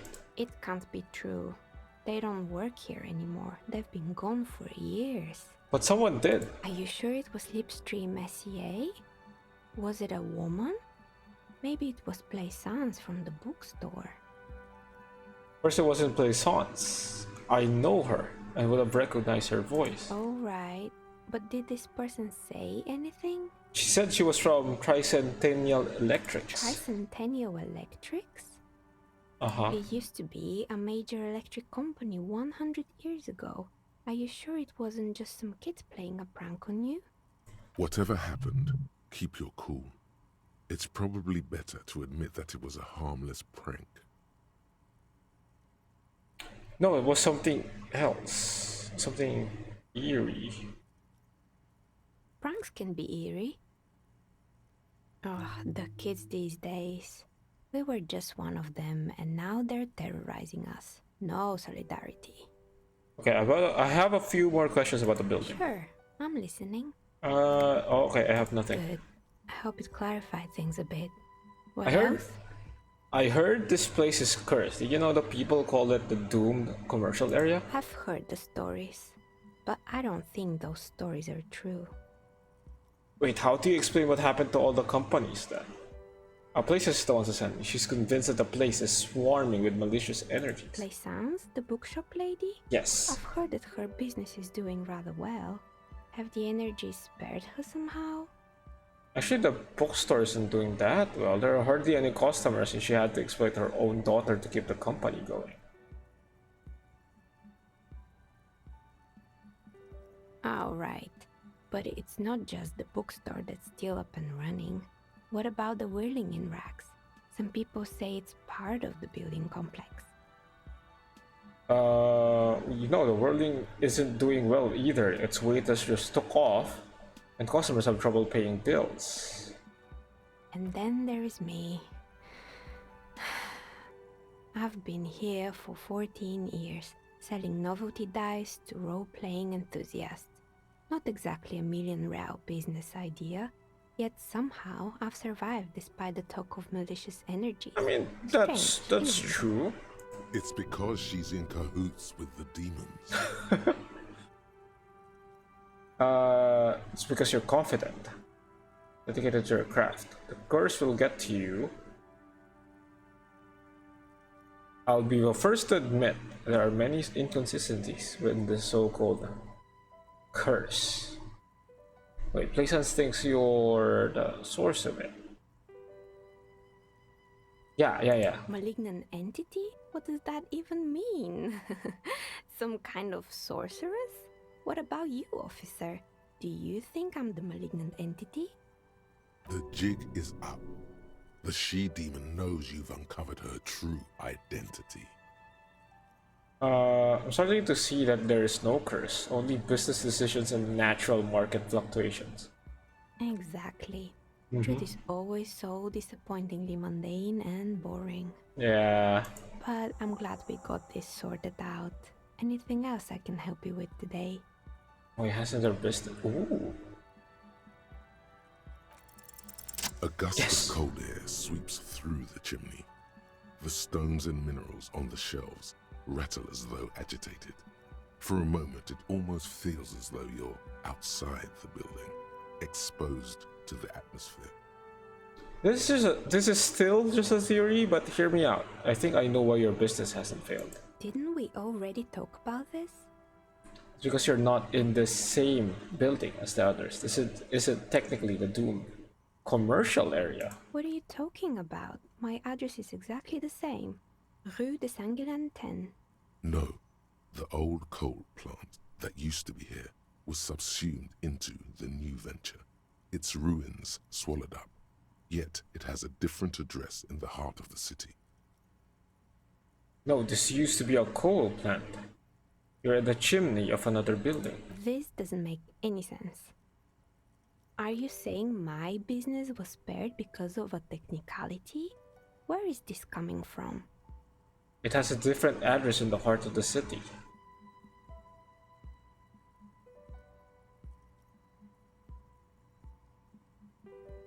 Yeah, I guess. And what? Does it mean that I'm safe from failure? No one's really ever safe from the failure. Rest assured, no psychic attacks. Let's do this. She starts laughing, her fingers trying to rub away the exhaustion from her face. What? Do you know what this is? Looks like a regular piece of jewelry to me. It's a mourning ring. I made this when my first company failed. It was a small jewelry shop right here in the East out the Commerce Center, built with the little I inherited from my parents.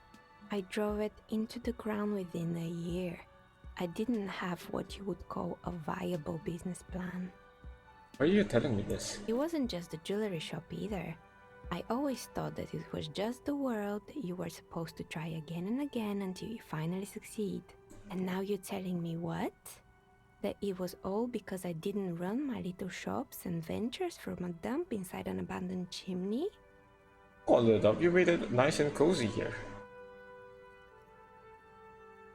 Yeah. Or maybe it's the entire world that's cursed. It's such a precarious place. Nothing ever works out the way you want it. True, very true. That's why people like role-playing games. You can be whoever you want to be, you can try again. Still, there is something inherently violent even about dice rolls. Well, how?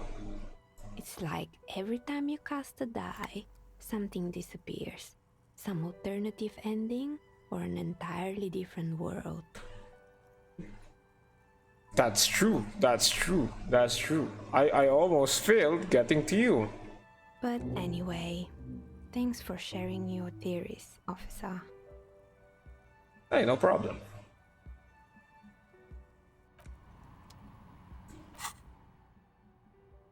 The precarious world. I can unlock this. How do I unlock this though? Report back to Plaisance about your findings. Alright! I still don't know what to do with the production schedule though. We'll keep it for now. Let's go to Plaisance.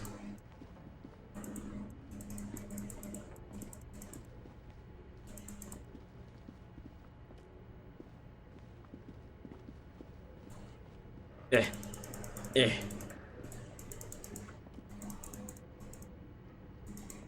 Oh, wait. A barbell lies on the floor. The color has worn off its weight plates.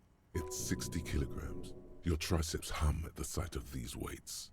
Show the world what kind of beast it's dealing with. Lift them. Oh, wow. There are That's no true. collars on the barbell. This is a safety hazard. Ooh.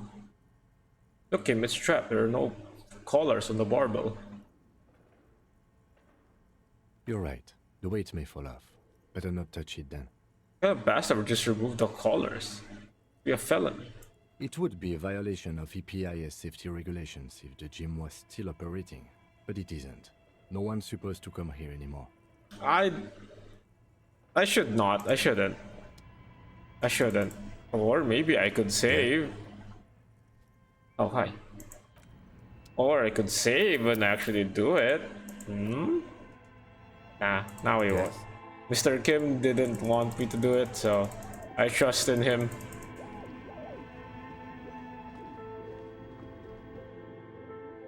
So why is the entrance to the entire thing in the bookstore though?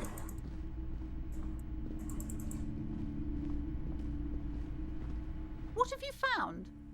And also, do buy the books. There may be teachings in them. I talked to the entity you told me about. Her name is Niha, and she's a novelty dice maker. A novelty dice maker? Well, spit it out. Why does she need the dice? For some kind of sorcery? Sometimes they use the ankle bones of sheep.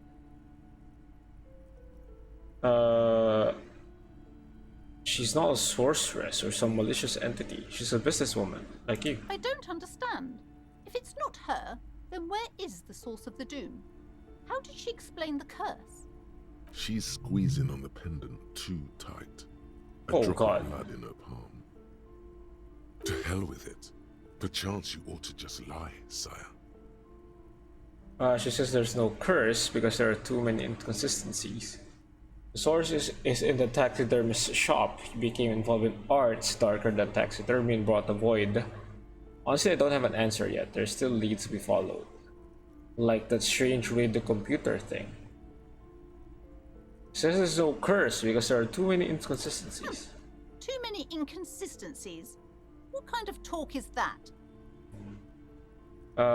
First, you're one of those inconsistencies. I am not doing as well as it looks like I am. I only have my Simone's wards to thank for the protection they provide. As I said, she's a novelty dice maker. Her business has been up and running for a long time now. Yes, because her business consists of the psychic leech that's been feeding the curse. I see that you've fallen for her manipulation. Oh, God. Detective. The investigation is over. I just hope that you haven't made anything worse by going in there. Thank you for nothing.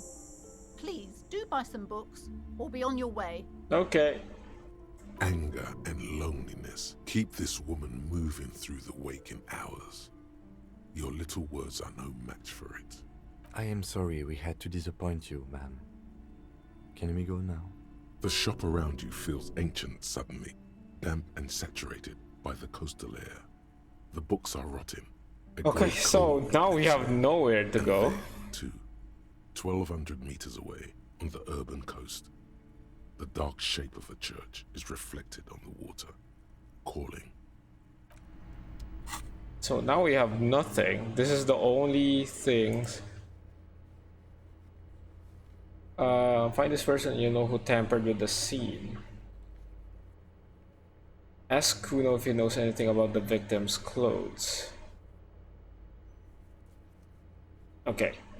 Joyce's info on the lynching. Ask around about the two's possible meaning. Is there a way to do that, actually? Sneak under their noses, stunts with immense panache. Master machines. Reaction speed, perception. Let's go with perception. Okay.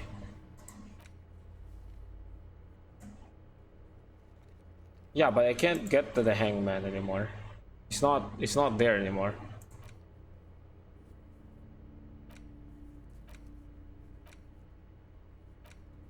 Ask around about the tattoo. So can I actually...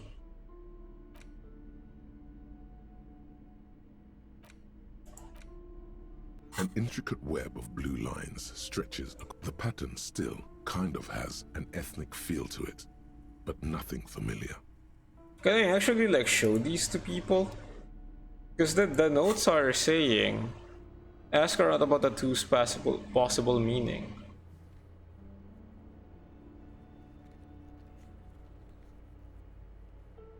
But I have nothing on that.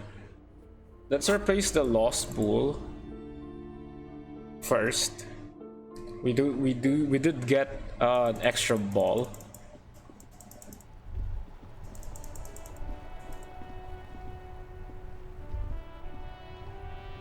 There, working class drunk. You know what this means, right? Okay, so cracked it. All in a good day's work. Wait, what did I crack exactly? What do you mean, what did I crack? Look at how working class that drunk is. It's her husband, a missing husband.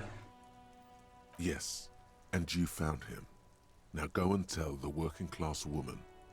Protect and serve, recruit. Give me champagne, I'm going in. There's no need for champagne when there's honor, recruit. Yeah. Go and tell the working class woman what you found, right now. Will do, sir, will do. Hey ma'am, I found your husband. He wasn't missing or anything. But he's just drunk. Protect and serve, madame. I found your husband. God damn it, I already told you. My husband isn't missing. But I found him nevertheless. I'm that good. Very well then. Where is he? There. Excuse me? I found a working class I don't follow. drunk and I thought he might be yours. Right, because working class women come with alcoholic husbands. You know what? What? Something bad, I guess. I'm sorry, I say stupid things sometimes. I didn't mean to annoy. You were right. I do have an alcoholic husband. Although not that one. Ah, blam. Knew it. But you told me your husband's alright. I did, and he is. He's also an alcoholic. So is he missing as well? No, he's not. Or maybe he is, I don't know. He's probably in the park, or in Shamrock somewhere. Drinking with his friends. I haven't seen him for... Well, to hell with him. Kim, is it just me or do we have a missing persons case here? I wouldn't be so sure. Man, just to be completely clear, do you want to report it to the police? I'm sorry, I'm shining this bright light in your face, by the way. I apologize, man. Report what? He's just out drinking with his friends. I'm sure the police has better things to do than to chase down local goofballs. RCM is ready to chase down every goofball in town. We care about you. She sighs, but you can detect a slight hint of gratitude and relief from her face. All right, go ahead. Do you have any questions? What does your husband look like? Honestly, not that different from you. Like a late-stage alcoholic then? That's one way to put it, yes. No offense. I'd also add he's a little bit chubby. Wait, did she just imply that you're fat? You're not fat. The body type she's referring to is called a Franco-Nigerian hard body. Hey. I see. What else? What else? He was wearing a dark brown leather jacket with a bright blue inner lining. The lining is hand-sewn. I made it myself. It's his cool jacket. God knows it's too cold to run around in this, but he refuses to change. Who cares about the cold when you have your cool jacket to wear? You can completely sympathize. I even tried throwing it away once, but he just dug it out of the bin. Can you believe it? Took it out of the bin? Wow, that's filthy. Well, what can you do? I hope that at least that extra lining helps him keep warm at night. I wouldn't like him to catch cold. When did you last see him? Yesterday morning. He went to the library. He went to retrieve my book, and he promised he'd walk straight back home. Because we talked about this. We talked about not wandering off again. I don't know what to do. I honestly don't know what to do with his addiction. Just makes me feel weak. Damn. She turns away from you in an attempt to recover. I think I got it. Thanks. So you are going to look for him? Yes, I will bring him back home to you. Thank you. Please do. Even though I'm sure he will return home by himself. I'm still sure of that. I'm sure he will too. When he does, would you let Precinct 57, Kim Kitsuragi, know? I will. Of course, officer. As I said, it's probably nothing. Hell yeah, we got another case. I don't know how we'll do that, but we will do that, I guess. Yeah. Equip this. There we go.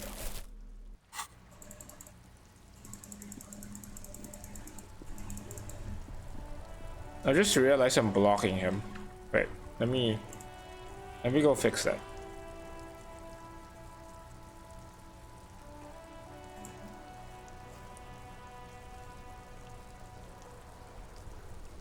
Yeah, something like this. So I don't block a lot of the thing. Yeah.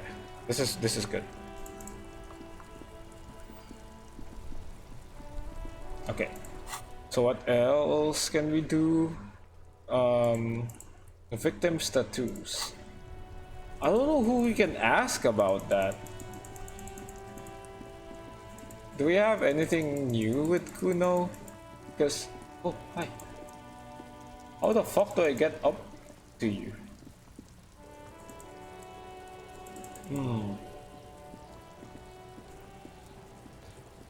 Fuck does Kuno care?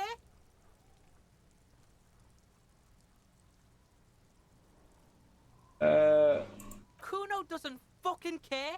Well, there's no new things there, so I guess nothing there.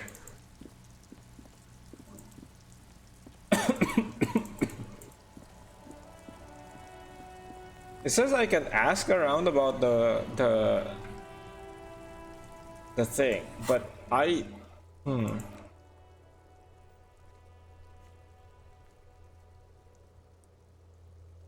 put the clothes in the trash. Can't ask Kuno about it. Oh, the lost bull. Yeah, the lost bull. That's what I was about to do a while ago. Bull. We are still waiting for a replacement for the bull you sent sinking. I found you guys a new bull. What is this? Are you mocking us? This isn't for pétanque. Now. No need to get angry again, René. I'm sure the officer tried his best. It's not like there's a bull kiosk here in Martinez. I'm very sorry, it's the best I could find. The best, huh? This isn't even a bull. But fine. I guess you did attempt to right your hooliganism. Consider it forgiven.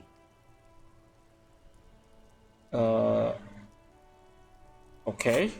Nice, we replaced the bull. Is there anything you can tell me about this rifle? Actually, I wanna see if it would actually like make me lose the. If it made me lose the thing, the rifle. So let's make a save. Vigilance officer, what can this old carabiner do for you? Is there anything you can tell me about this rifle? It's a Bell McGrave, 4.46 caliber, breech loading, Revachol made. Good weapon, accurate and reliable. This one's inoperable. The bolt spring is missing and the mechanism is jammed shut. Still a beauty. Where did you find her? At the basement there. I'm not surprised.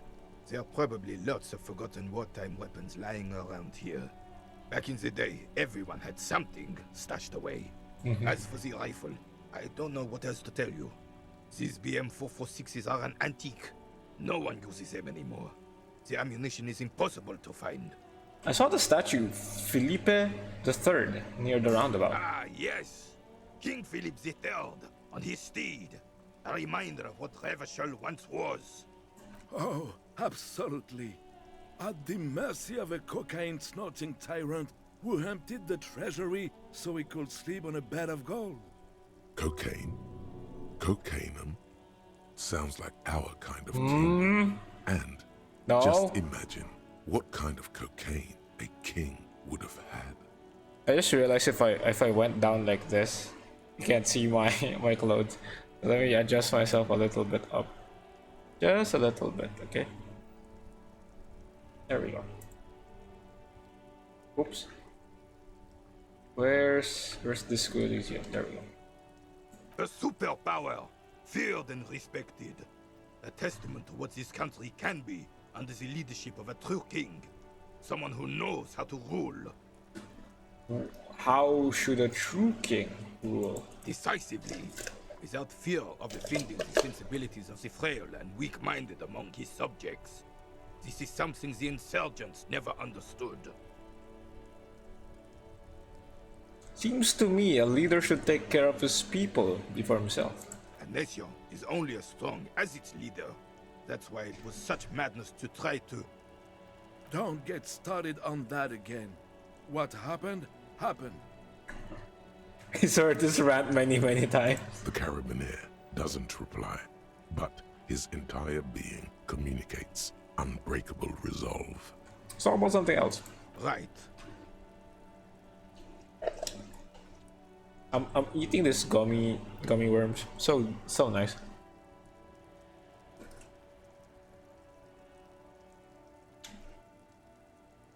Alright, thank you for that. Hey.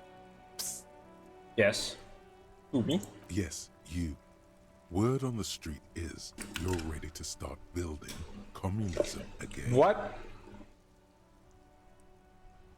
Again? Yes, you're ready to start building communism again. You've built it before. They've built it before. Hasn't really worked out yet. But neither has love. Should we just stop building love, too? Love has worked out really well for me. I'm a love winner. Good. We need tender men like you building gargantuan communism. No, Word we on the don't. street it's going to be 10,000 times larger than any communism previously attempted by human beings. Is that right? How come there's word on the street? You keep saying things like, down with the bourgeoisie, eat the rich, sodomize the landowners. No, I don't. All people who have more than 25 real in their pocket. Literally murder all human beings, regardless of their political beliefs. That kind of stuff. I haven't said anything like that. Okay, not in so many words, but don't deny it. You're about to rip off that mask of social democracy and reveal the monstrous seven-eyed lamb of global communism that will devour and masticate mankind. Mr. Rhetoric, what are you talking about? Everyone can see that. So tell me, do you have any questions before we fire up the big communism builder? Or do we get right down No, we don't. It's too tiring. I don't... Wait. So tiring. I don't have it in me. I'm beat down and broken. Very well. I guess no one will Yeah, no blame one. communism then. Tell the working man it's over, unless anyone has objections. Did someone mention cocaine? Are we doing cocaine? Oh my god. I'm sure I heard someone say cocainism. Anyone? Anyone else? There's no one? Yeah, because it sucks. There's no one. Okay then, lie down and let the water carry you downstream. Goodbye, communism. Okay. Is there anything else here? Ask around about the two's possible meaning.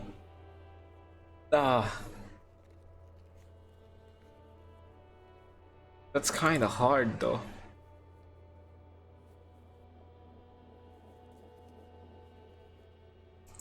Track down your badge.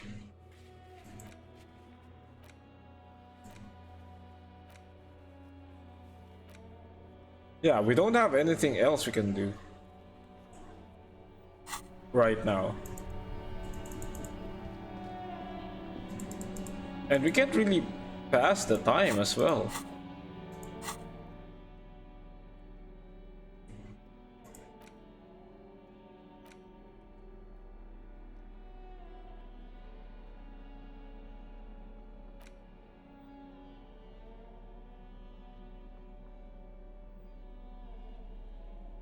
Map.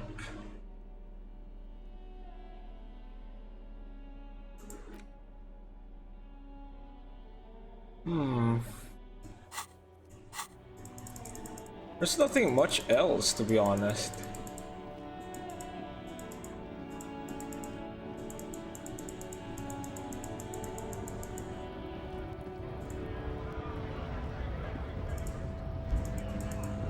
Right? I don't think there's anything else we can do unless it's day 3.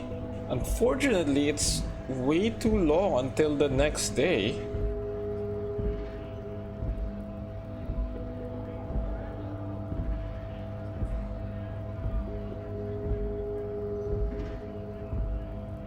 Okay, let me search how to.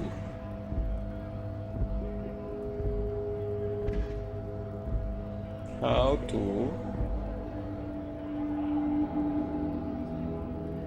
go to next day. There we go. I think that's a better question.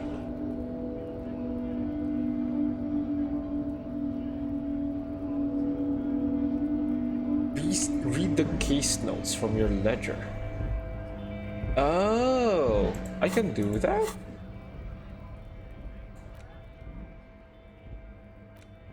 Oh. It's the ledger you found in the trash. A cabbage of papers hanging from the board, with the permeables drawer inside. It's barely held together by a clip, then made complete by the faint smell of urinal cleaner. Browse case files. Petty theft, spousal abuse. Handwritten logs on dozens of investigations date back to January 51. Stamped case files, commit to paper.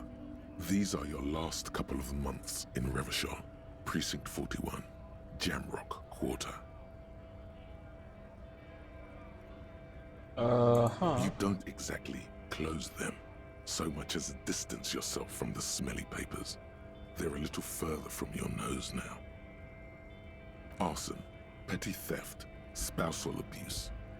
The notebook is judging by the creases on your forehead and the line. There's nothing really here. And the only 3 things.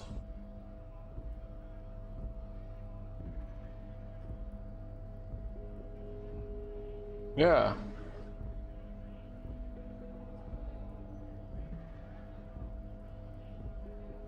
So what else can I do?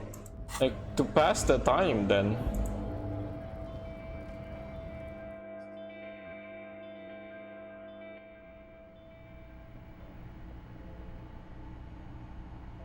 Okay.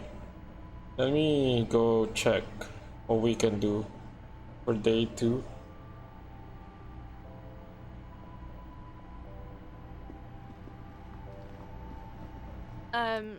Is this about the questions again? A warehouse? I don't know. Maybe. I don't really care what Frit does. Come on, give me something to work with here. She looks up from under her brow. Fine. Frit doesn't have a warehouse. Just a little back room here. Okay? Tell me anything about the dead body. I don't really know anything. I mean, I know it's there, but I haven't seen it, so... Okay.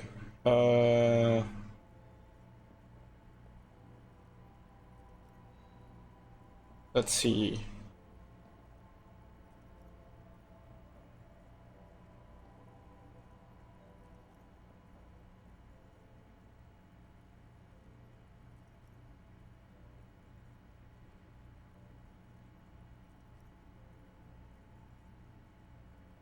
Uh-huh.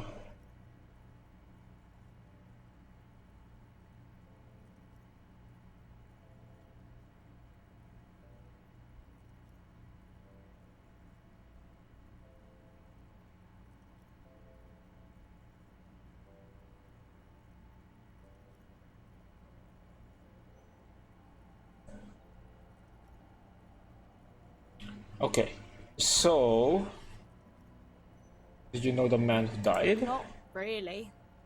It says on the guide that, or at least in the comments, that you can, it's unusual to have lots of time before day 3.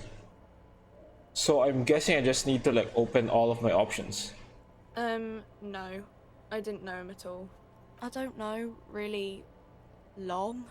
I don't know. No need to worry. It's just standard procedure for us to ask around. If you hear anything, let us know, okay? Okay. Thank you for help. Bye-bye. Okay, let's check the map on stuff we could do.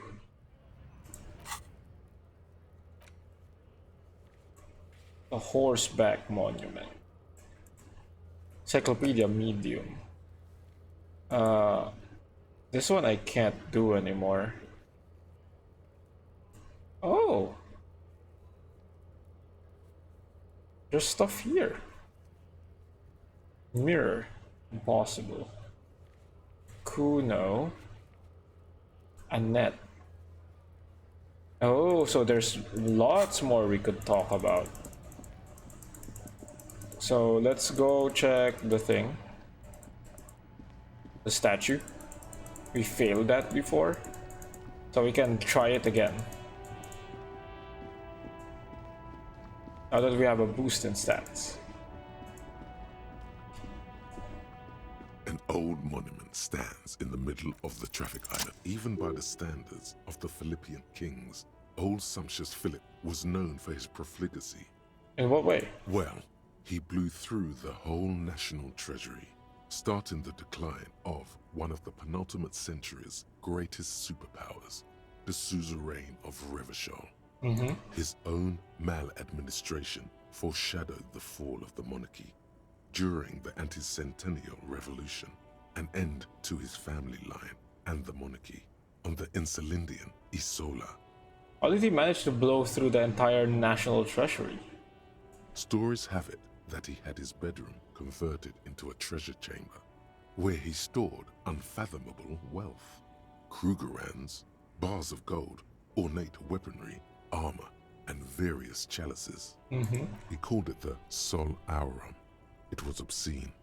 There were whispers he slept on a huge pile of gold-dipped feathers, like some obese dragon, instead of a bed, like a normal person. Wait, really? There's no way that's true. Deplorable farce. But wait, you haven't even heard about his fabled cocaine addiction. The what? You see, old Philippe wasn't just good at squandering the national treasury on gold and ceremonial weaponry, he was also a prodigious snorter of nose candy. Not just any nose candy, though. We're talking Royal Philippian Blow, allegedly twice as potent as the stuff you find nowadays, and purple. Philippian cocaine was purple. So he was addicted to nose candy? A bloated druggie? That's what the revolutionaries said 150 years later, right before they emptied out the royal mausoleum and dumped His Majesty's mortal remains in the Interlindian Bay. Okay, so this is a lot to process. His Majesty's courtiers said it helped him connect with the higher realms. Okay, where is he buried now? Beneath the cold waters of the Interlindian Bay, thrown there by the revolutionaries after they cleaned out the royal mausoleum. A group of marble pleurons still surround the king's vandalized tomb.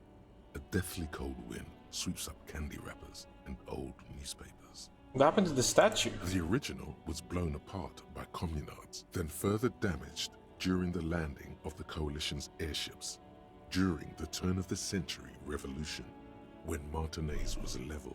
Who restored the monument? Some years ago, a group of liberal, artistically inclined individuals, designers mostly, thought it would be ironic to restore the statue of the most wasteful ruler of Revachol in the poorest part of the city. Oh. The statue is That is supposed to true. capture the moment it was blown apart, like an instant frozen in time, a rare butterfly trapped in amber, floating on a sea of shit. It's brilliant, so funny and nihilistic. People in Martinez tend to disagree, as do many prominent art critics and thought leaders with more nuanced social awareness than the young ironists. Philip III, the Squanderer, however, with his bronze face up in the air, doesn't seem concerned about what the hoi polloi think of him in death. Nice. Wow, you work hard. I do? Oh, yes. You hustle. Hell yeah. You're a provider. Mhm. It's tough out there, but you keep it real and provide. What hard work do I do, actually? Look at yourself. You're a human pedometer. You must have walked Oh, 200,000 fuck yeah. steps down cracked asphalt, mosaic, sand. I'm a and physical cement instrument. After you re-emerged. That is the sign of a hustler who never gives up.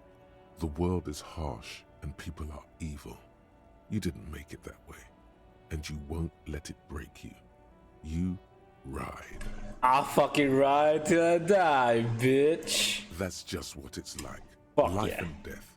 But you got gills on your side, baby. Got those black papers with the faces of the Mhm. innocents on them. You bring in the Franco-Negros and the Solas. Uh-huh. It ain't easy, but you do it. Day in and day out. You didn't make the rules, but you won't lose. You're a cop and a sprinter and a money printer. Oh, then they're spawning stuff after the suspicious Roy guy. Uh-huh. Yeah, you're in the sales business. Shake 'em for shit and then pawn it off. Law officer style. You could say I took some money from that Manana guy, too. Kinda missed it, though, but, you know. You didn't log that in as a donation either. You don't log any of that shit in. You're a straight rider. Hell yeah. I guess I've made some gills, sure. Sure. And has it been easy? Is life easy? Have you not gone into cardiac arrest? Are you not about to have an anxiety attack or shoot yourself in the mouth? But you still hustle 24/7. Fuck yeah. Ride or die. Now, ask yourself, are you rich? No, I'm actually not. Sadly. That's right. You work harder than anyone. You almost rode yourself to the grave and you're still practically a hobo. Why is that? Fucking taxes, man. That's right. 100%. Fucking G-Man's got his jam-covered sticky fingers in your pocket, stealing from you every time you buy, sell, walk, talk, fart, so much as sneeze. Really? Every time I sneeze? Every time you wipe your ass, they got their direct and their indirect modes of taxation. Sales tax, excise duty, extraction tax, alimony, one tax that doesn't even have a name. Plus there's the stuff people in other countries pay for that makes them ask for more money from you. Here, Total tax duties add up to 98% of all your money. I guess I'm a free market fundamentalist now. Are you sure? That seems like a pretty big number. What are you not sure about? They're milking your nipples to the bleed. Can't you see? Aren't you sick and tired of having bloody nipples? I mean, you know, bloody nipples aren't ideal, right? Bleeding nipples are kind of a pain, but how will the regulations help with that? It's all about the tax issue, hustler. No other problem in the world is as pressing as top marginal tax rates. And don't you fucking forget it. Tax is quite high though. Especially in the Philippines, it's so high. It's so high, man. It's really high. It's quite high. Okay. We have these ones.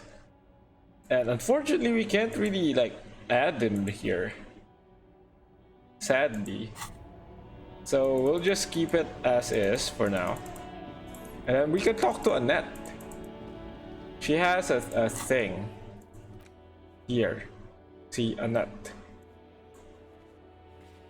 Rene, composure legendary.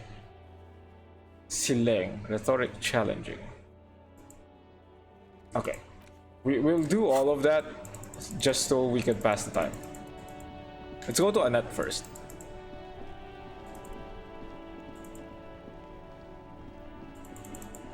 Hello, Annette.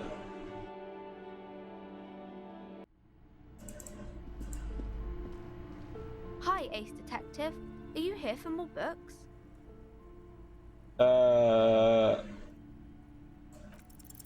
Because you know her. She's been talking to you so openly because you've talked before. Oh, it actually worked. Hang on, so you know me? We've met before? Yes, I used to stand out there all the time before Mother told me to focus on my homework. You've been running around all week without your shirt on, sir, apologizing to everyone. I don't really understand what you've done wrong. Did I ever talk to you? Of course, you've stopped by a few times. You certainly look better than the last time I saw you. It's even better. I look like shit. Oh, well, thanks, I'm trying. Yeah, I can see. You don't have party eyes anymore. Party eyes? Yes, of course. That makes sense. Mm-hmm.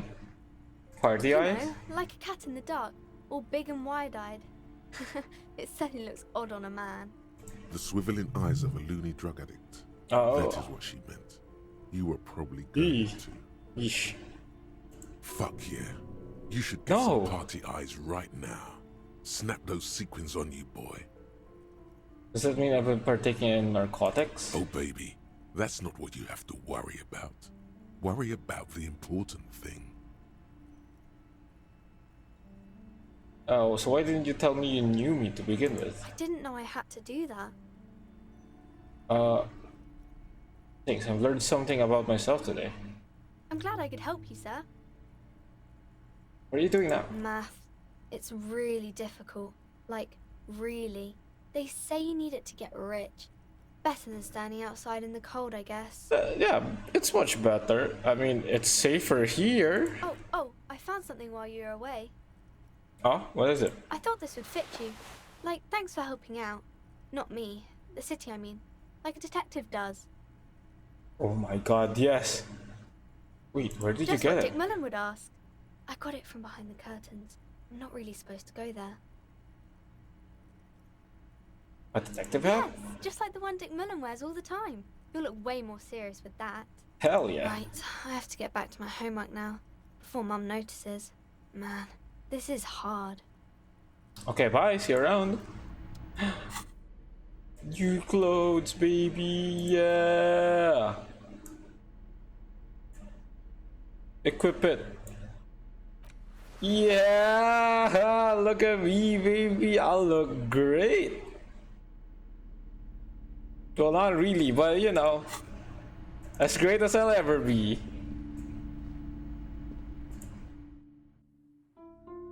Okay, so what else can we do before day 3? Box of sunglasses and select. Okay, let's try those. Unless it involves something bad, then I won't. Hey, my man.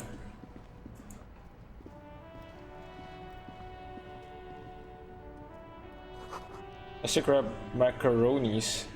Stamp with humanitarian aid. Humanitarian aid tuna fish, not for resale. You keep coming back. That's good, officer. Keep browsing those clothes. Keep saving that economy. Speakers from the people of Samara. Okay, Silang, hi. Everything's still cool here, officer. The food packages you're selling have humanitarian aid written on them. How come? You mean these delicious pre-packaged shelf-stable meal kits? Really easy to cook, no hassle, really cheap too. Buy some, try them out. I think one said not for resale on the packaging. No problem here, officer. I get all this from one of my suppliers, an extremely reputable You guy. sure about that? You could have reviewed the packaging at least. Wait, Humanex, humanitarian aid.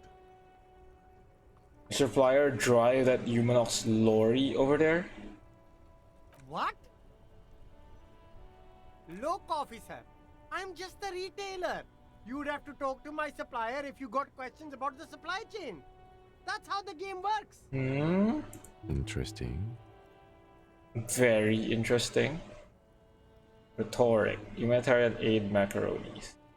It's still low, but sure, we'll try. No need to dress this one up. Just tell him what you want. Okay. Oh, okay. But why, officer? I don't know. It was just the only thing I could come up with my head to ask you. I need to get money somehow. Ah, yes.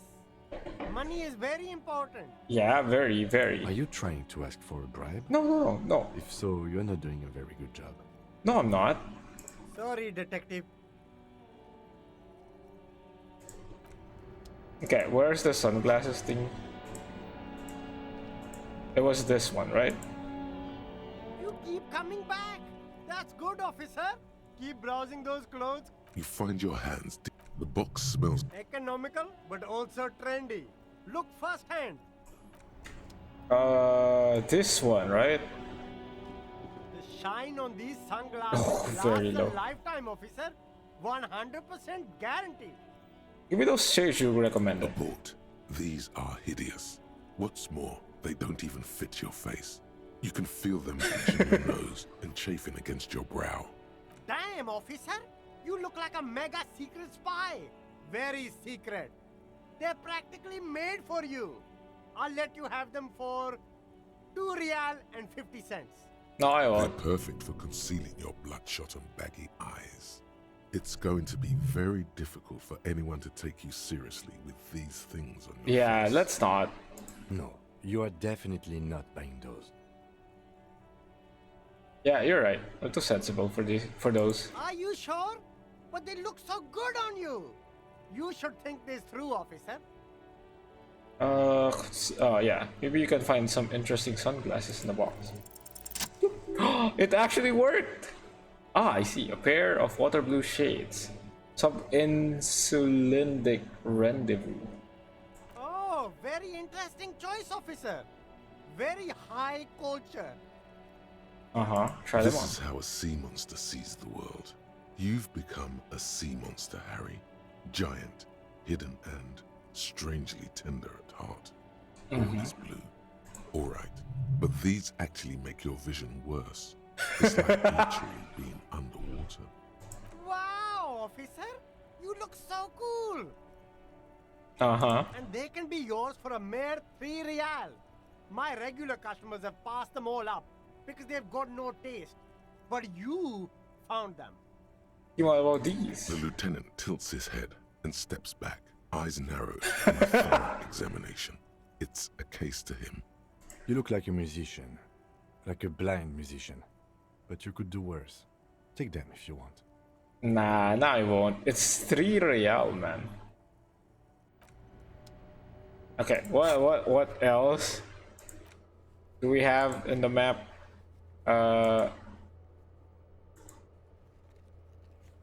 mirror challenging Titus Hardy, cargo container door? Oh, this is rhetoric. Perception site, cafeteria window. Cafeteria window? Pile of Eternite. Where is this? Pile of Eternite?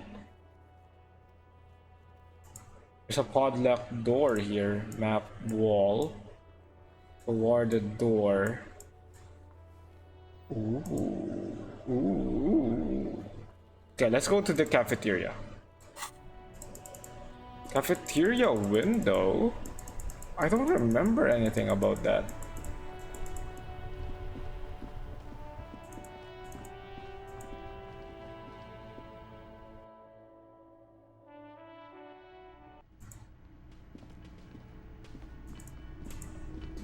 Oh, it's this one. It's this one. Behind the dockworkers, a ceiling height window.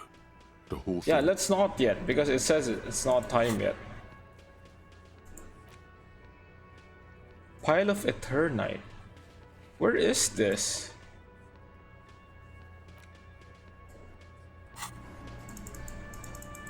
Pile of Eternite? You see a heavy steel door. The man ponders his cooking. I had hoped they would tell me where at least. Like, where is this? Like, pile of Eternite.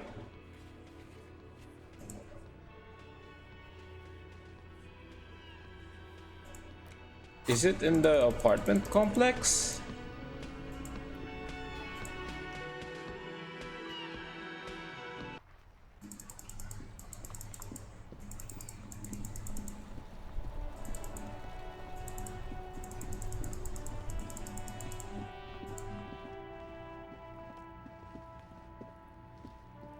You see a set of tire tracks in the brown slush that covers. Put skills into visual calculus.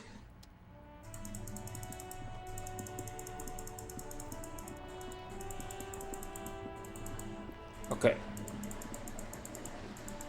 Eternite. Pile of Eternite.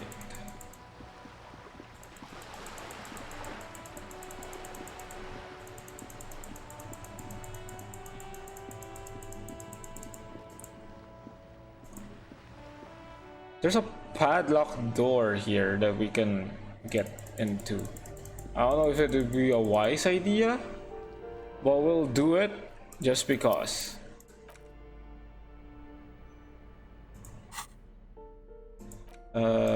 Chain cutters right here. You hear someone. Oh, it's not that. This one, I think.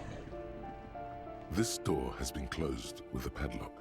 A chalk-drawn number on the board says, number 11. The shackle snaps like a twig, and the lock falls to the floor with a little thud. It should be possible to enter now. After you, detective.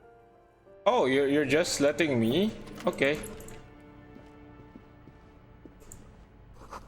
A flamboyant poster of a white star. Photos of revolutionaries posting with guns. And books of critical theory on the monstrosities of capital and such. Just love to post with the guns. That was it? That was it? That was that? Warded door. Oh fuck, where's the warded door? Map wall. Oh, the map wall is back there, I think. Right? On the bookstore?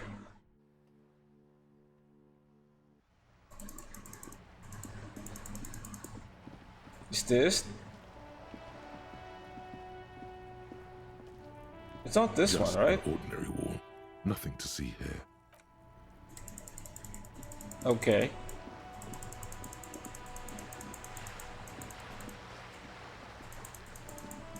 So let's go back into the bookstore.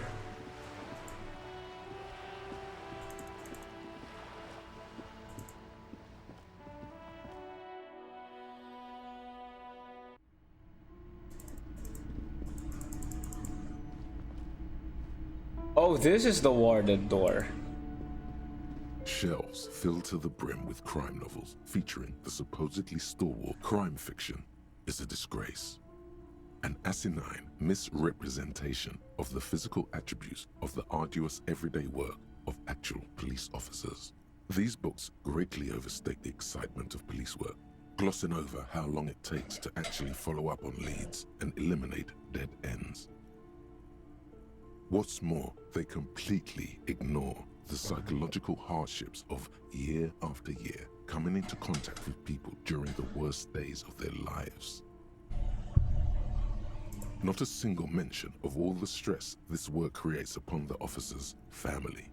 Detective fiction just doesn't tell the truth at all. Now, would you like a list of all the books found on the shelf? Yeah, sure thing. You see Dick Mullen on the job. Get Me Mullen. The Stalwart Adventures of Richard P. Mullen. So it's all Dick about Mullen, huh? The Murder in the Orchard. The Sordid Affair of Dick Mullen. A killing is declared.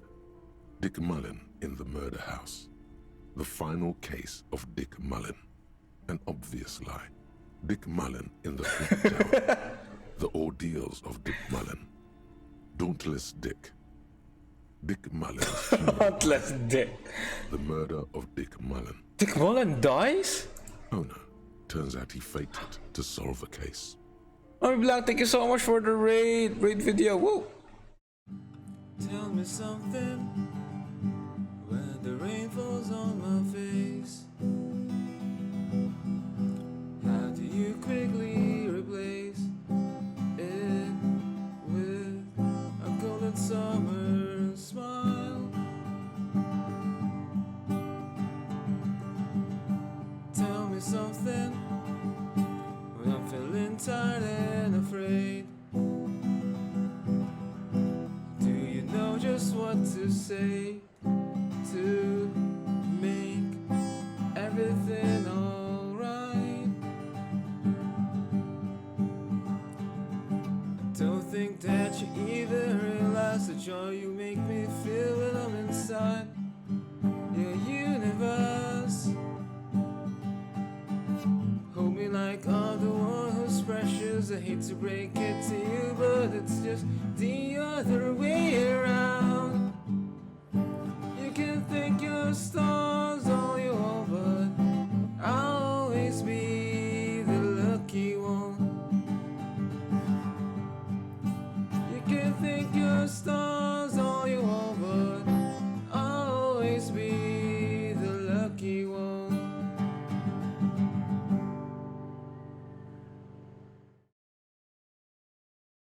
Hello, thank you so much for the raid. How was your stream? You were playing Overwatch 2, I believe. How was the games? Were you pogging? Was it all good? Hello Raiders, it's me. I'm RabbyLunaris. I'm a Lunarian VTuber. I am currently playing Disco Elysium, which is a very story-based game. Point and click detective stuff. And right now we're just messing around, trying to waste time so we can get to day 3 so we can unlock more options. Are there any more? Yes, there's also the Dame Who Did It. Farewell, my Mullen. Faking death seems to be a common trope in the Mullen series. The morbid tales of Dick Mullen. A dark tide turns. Tragedy calls for Dick Mullen. Another one with fake death. And, of course, Dick Mullen, the murderer. In order to catch a murderer, Dick Mullen must become the murderer. So many books about Dick Mullen. Wait a minute. All this told us nothing about who Dick Mullen actually is. Who is Dick Mullen? Your attempt to grasp at the answer fails. It seems very close by. Pulsating. No! Just out of reach. No, how could I fail? Shelves full of biographies of famous people, whoever they are. Browsing through all the books with all their names makes your head spin. None of these seem important or relevant. It's all just vapid egoism. Suddenly, a particularly odd title catches your eye. It reads, High Speed Love, the tragic true love story of Jacob Irv and Alfie Delatraz. What's this about? Cecilia Averbrook. High Speed Love chronicles the romance between two of the finest tip-top tourney racers in history. One of them is the madcap driver, Jacob Irv. His blonde mane graces the cover. Next to Irv's life story, you see a slim biography of an Occidental rock star called the Anti-Star.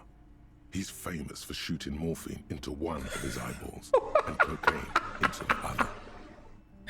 Great. That's what he's famous for. Next to that, Rivasholian radio personality Guillaume Bevy stands in front of a rundown drug den. He's a permanent fixture on Channel 8, reporting on real-life crime and ruining cops' days. Are all famous people doing drugs? I really must insist you buy one of the books. Reading them is not for free. Do still browse though, but not too long. I'm sorry, I did not mean to rush you. You are browsing. Go ahead. Take your time. Time is commerce. Storekeep, anything of note in this shelf? I would say...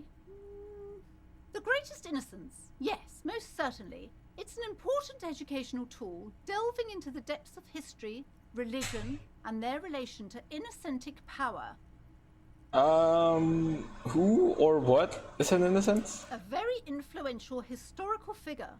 But surely I don't have to tell you that. You're a law officer, and law officers have at least some education. Well, about that, I have amnesia, madame.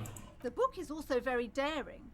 The author aims to re-examine the universal understandings of the innocentic system, creating a fresh vantage point and a shift in the tired order of things. I thought it was about which of these innocents is the coolest and the greatest. Yeah. Perhaps for a layman, deep analysis is necessary to peel back the multi-layered meanings. So you recommend it? Certainly. It's prudent for a person to have at least an elementary understanding of history and society. Imagine the chaos we see in otherwise. That's really expensive though. Oh.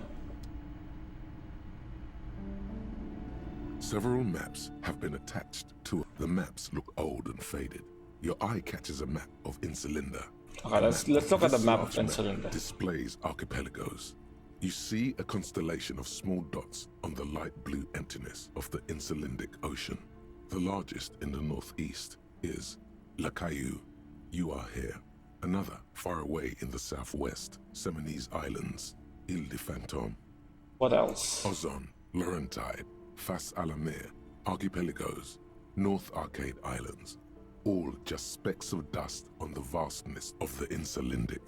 On the edges of the map, the color fades into a blur of dotted lines, black and white. Disintegrating into mathematics. Radiating outwards from you, the suzerain Revachol. With a radius of 80 kilometers, still, the crown jewel of this Isola would be barely visible. Can you see cities on the islands? You can, on Caillou, Revachol, a single black star, on Ozon, Fondelier, and Vilmandu, on archipelagos, Croyan Moran, Villiers, on Seminine, Olduvai, and on Laurentide, Deora of the Seven Seas. 850 million people live on these little dots, an oceanic world of culture and commerce torn apart by history. Look at the edges. The ocean breaks apart into a tangle of cosines and azimuths, all pointing into pale nothingness. Windy is the north azimuth. Grad is the northeast azimuth. Samara is the east azimuth. Seol is the west azimuth. Isolas, they're called. Okay. 850 million people live on these tiny dots. An oceanic world of culture and commerce, torn apart by history. Okay, bye-bye. All of these. This bookstore is not strictly about crime, romance, and biographies of famous people. There's also a wide range of paranatural literature. Amidst the various books, you find one written by someone named Matthias W. Dundas. It's about wholeness, unity, balance. Okay. The point of the book, and many others on this shelf, is to give people medicinal advice in situations where they don't have access to paid health services. So 5-minute crafts, I see. How does that work? It serves platitudes, while also telling everyone that traditional medicine, the kind people don't have access to, and which costs more than this book, is garbage, and would only give you cancer anyway, without even curing your cold or anything. It's that kind of book. Wholeness, unity, balance, on the other hand, can basically take care of anything. Though it is important to note, when it's up to your mind to heal yourself, then it's because of your mind that you're ill in the first place. Does the book say anything else? The book features chapters on topics such as how to find magnesium. It even lists plants you can harvest magnesium from. How to continue drinking if you're an alcoholic who has destroyed his liver. Hey, that actually helps me. I need magnesium. There's even a chapter on the ancient Seraïs tradition of using duck gallbladder preservatives to treat and prevent sexually transmitted diseases. Okay. Pre and post factum apply. Nothing worth buying. Storky, what books are these? Sir, please, no browsing in that shelf. That wisdom is not for free. What do you mean? I'm just browsing. I can't have you end up, like, opening a police store next door and stealing my customers. Oh no. Okay, I'm just asking, man. Shelves filled to the brim with crime. Okay, Storky was all this crime fiction. Crime, robberies, murders, even sexual crimes. We're fortunate to have Dick Mullen and his stories to sort all that out. You're a police officer, apparently. You should buy all of these. They really do teach a person how to be a proper detective. I am a proper... Well, before I wasn't, but now I am. Sex crimes did pique your interest. But still, this Dick Mullen person only gets your pleasure centers down. Why? Why? Okay. Map wall, warded door, ice cream maker, the barbel. Mirror. Titus Hardie. I mean, I could try Titus, right? It's a low 3% though, but it has been working for a while. I don't know if it would lock me on anything. So let's save first.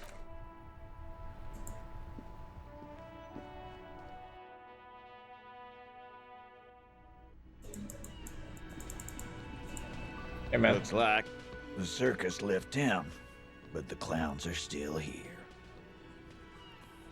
Hey man. So much low, so very low. I mean, we can try. Establish authority. Okay. Yes. Authority. Feverish thoughts race through your mind. I'm the only thing keeping,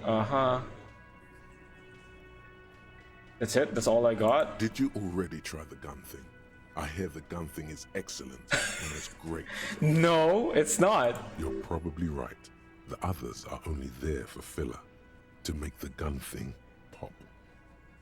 Kim, I need your gun. Why? This is not what he thinks it is. This is a great... No, it's not. Why are we doing I'm afraid this? it's not what you think it is either. Kim, the gun, please. It's only a demonstration. What, who, me? What is it? Yes. You. Stop talking out loud. You sound like you're unraveling. Oh, okay. Oh, shit. What in the name of fuck are you doing? Beth, I don't want to give you my gun. The fuck is happening, Titus? What are they whispering about? Easy, Shanks. I want to see where this is going. I want to turn back. Oh shit. No, we don't need to shoot the guy. Come on. It's not gonna do good. I want to turn back. There is no back. Oh god. Detective, we don't have to demonstrate anything. Let's just get back to the questions. There's no other way. Silence.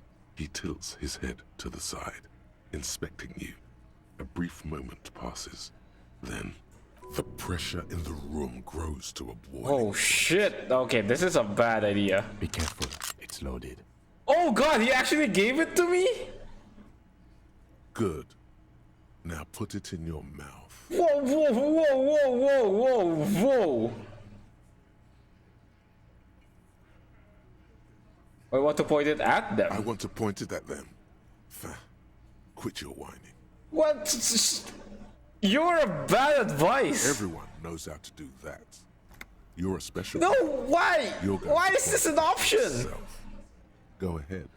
No. God damn it. What are you doing? Why did I do that? Genuine panic flies across the lieutenant's face. Fellas, you getting any of this? What?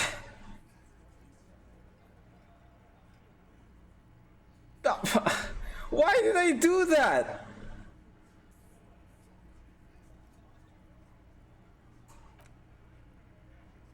Thank you. Nothing to worry about here, people. My partner likes to play these jokes. He's what you call dark. Dark? What the fuck was that, you carnies?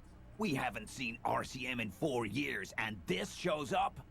I knew he wasn't gonna do it, though. I knew he'd pussy out.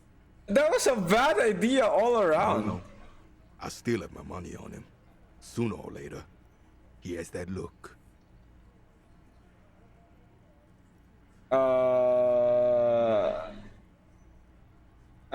Yeah, let's go back to normal. Let's pretend this never happened. Do not think your failed suicide attempt. God damn it! I didn't want to do that. I just wanted to attempt the 3% thingy. Come on.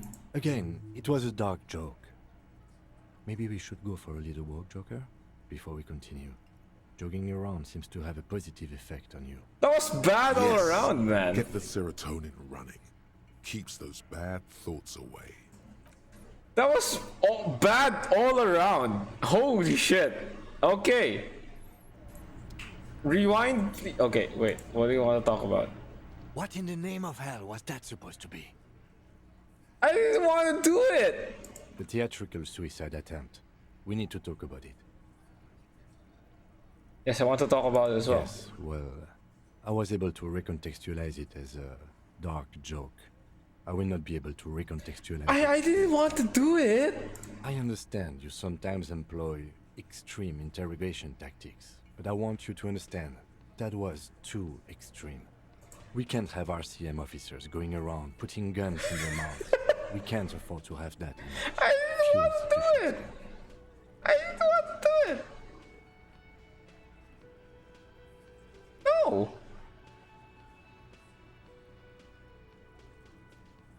Understood, 100%. It won't happen again. Good. I'm glad we had this talk.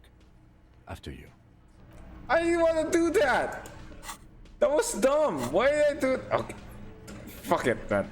No, we're gonna revert time. Okay, we're gonna revert time. Fuck that. I hated that option. That option sucks. Okay, so what else can we do for the rest of the day? We could do this one at least. It's a low chance, but it doesn't mean too much. At least it's not extreme. Hello. Vigilance officer, what can this old carabiner do for you? I found your guard book. Yes. The Debardeurs Union pays me to stand vigil during the night. Not out of any political allegiance, mind you. I'm an old man. Don't sleep more than a few hours every night anyway, and money is tight. You must have seen something on the night of the murder. Your booth looks right into the yard. Yes, it does. Unfortunately, I wasn't working that night. Been on a 2-week leave since last Monday. So who was working your shift that night? No one. The booth has been unmanned since last Monday. Oh. There's no other guard. It's just me. No one has been guarding the container yard since last Monday. Yes. It's not actually an issue. I mean... Look, officers. The container yard doesn't actually need a guardsman. Never had one before René. Monsieur Claire had that booth built specially for him. It's mostly decorative. Mostly decorative? The possibility of someone being in there is enough to discourage any ill-minded individuals. I mean, true. Evrard created this job for René because he knows the Royal Carabiniers' pension of honor and PTSD isn't something a man can live off. A decorated Kingsman collecting tear reflects bad on the whole neighborhood. His words. Everett gets it. Big guys looking after the small. Just dependency only weakens a man. Relax but one man. We need a program. Get all the elderly back in the job market.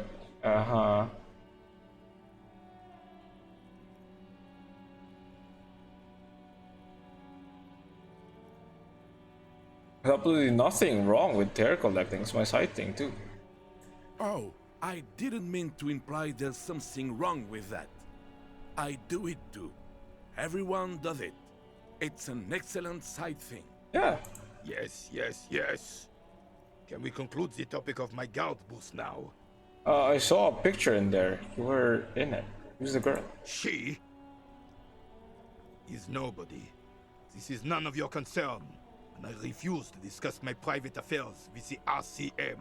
I just wanted to ask. The lady is Jeanne-Marie Beaulieu, and she sure as hell wasn't a nobody. Okay, got it, thanks. Yes. Like I said, I would be up anyway, so might as well keep an eye out. It keeps my senses sharp. Ooh. This is now a low 28%. Can try it. All you observe is a veteran refusing to let go of the past and his old uniform. This is not uncommon. This is the uniform of the Royal Carabiniers in service of Frissel I, Guillaume Le Lion, and the valiant King Philip V before him. Don't you mean Frissel the Fan? You do not speak his name, Craven, although he was a clown.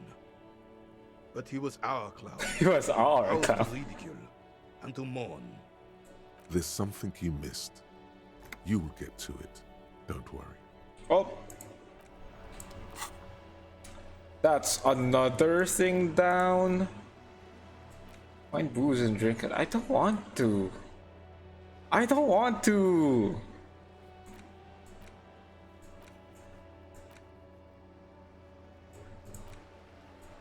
Maybe.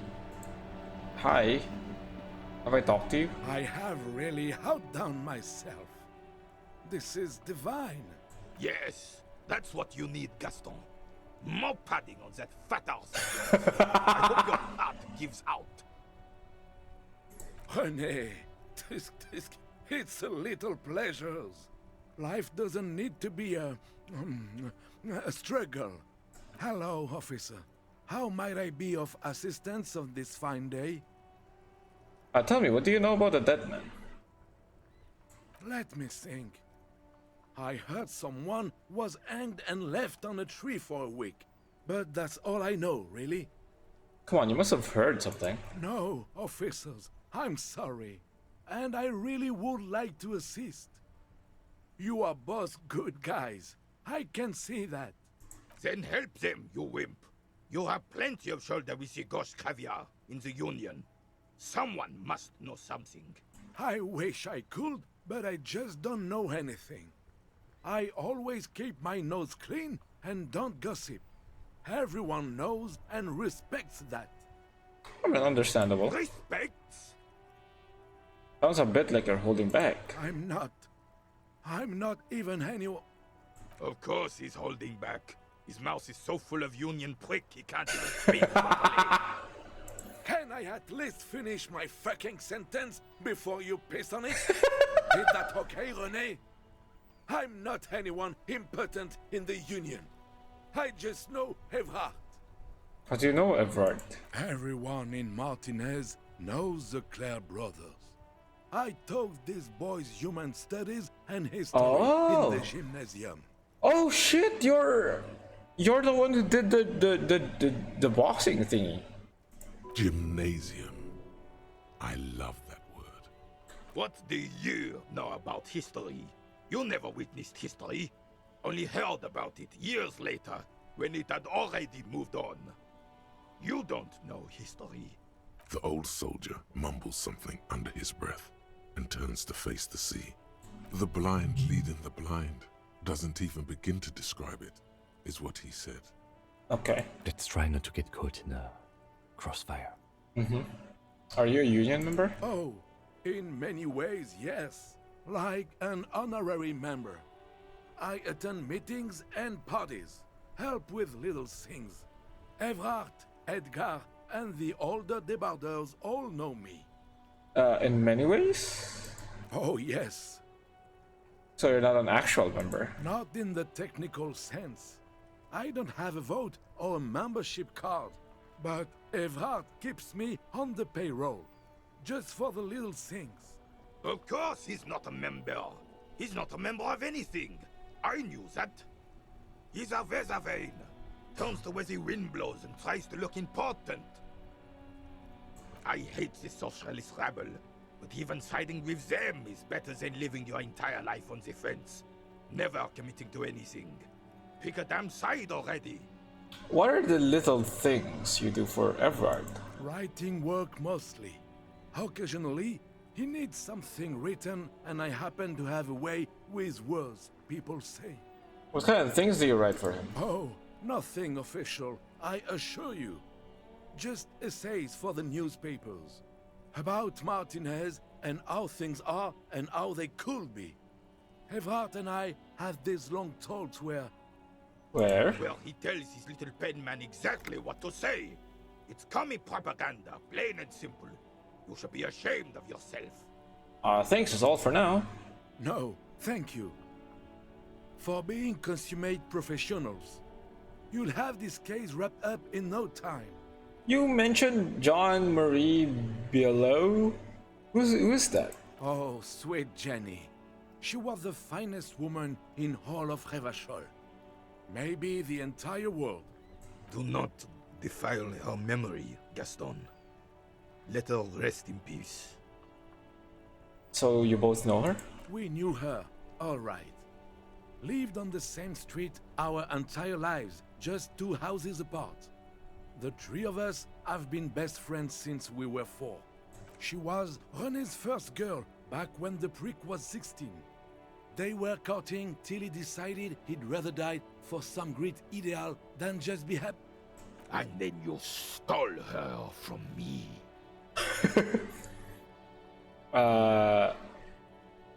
Easy fellas, no need for this to get ugly. Oh, officer. It already got ugly nearly 80 years ago when the 3 of us were just learning to walk and talk. 80 years ago? How old are you guys? You stole her from me. Well, technically, you stole her from me, because we'd been pretty close ever since you two had that falling out over the ink you spilled over her pretty yellow dress. We were just boys then. This was different. No point starting this all over again. For the 1000th and the first time. Especially when we have company. Officer. What happened to her? She died of pneumonia 2 winters ago. It was a quiet passage, peaceful. René and I were both by her bedside when she... died. No use sugarcoating it. Won't bring her back, will it now? Oh, that's true. I mean, that's how you plainly say it. Departed. until the very end she couldn't decide between us. The most indecisive woman I've ever met. A quick grimace of pain passes over Rene's features, but he immediately regains control. His face now a dispassionate mask again. Why do you think she was indecisive? She could never make up her mind about anything. What to have for breakfast, favorite color, or which one of us to marry. She was always leaving one of us for the other, but never long enough to actually get married. That's a bit odd. Heck, technically, we're both still engaged to her. You always confused her. Couldn't let us be happy. Seduced her with your fancy words and pastries. He suddenly remembers you are still there, falls silent, and turns away. Thanks for sharing. Of course, officer. Memories are all we have left. Looks delicious. Can I have a bite of that? I'm sorry, officer, but I really don't share food. Nothing personal, it's just a principle. Oh, okay. The only one you have. The sandwich looks like a culinary wonder. Well made and abundant in components. The author sure knew their craft. In addition to the obvious slice of ham, a fat one, you notice a brim of a tomato peeking from below. And is that mayonnaise?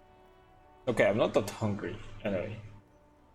Oh, that's good. That's very good.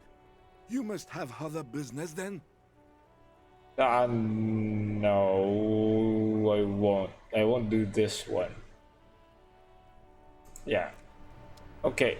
Let's get some magnesium in. And save the game. Okay, so what else do we do?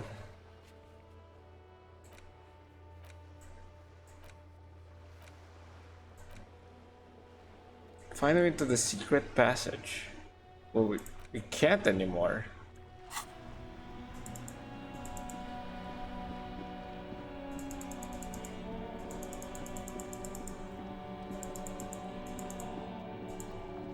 I can pay for my thing. For my stay here.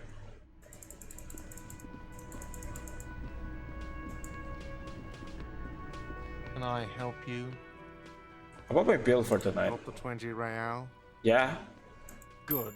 You got the room for the night, but remember, you'll need another 20 real tomorrow. Sure thing, How no could worries. anyone forget, asshole?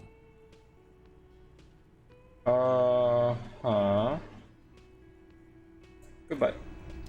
Thanks for that. Find a working class husband. Sometime after 21. Sometime after 21 to see if anyone's home. So I could do that later, actually.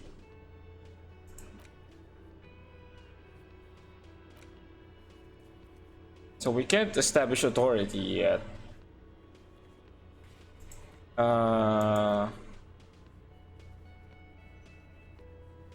Call Alice back in the day for the armor.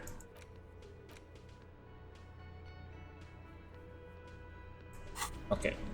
Oh boy.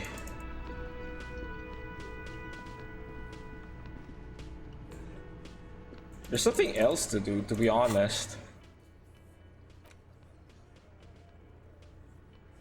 Map.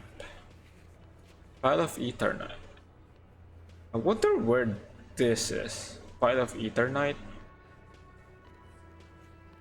It seems like it's on the docks, right?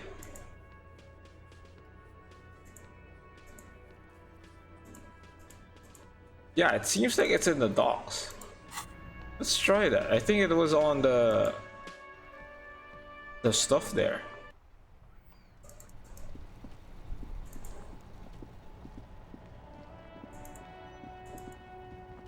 Let's go, Kim.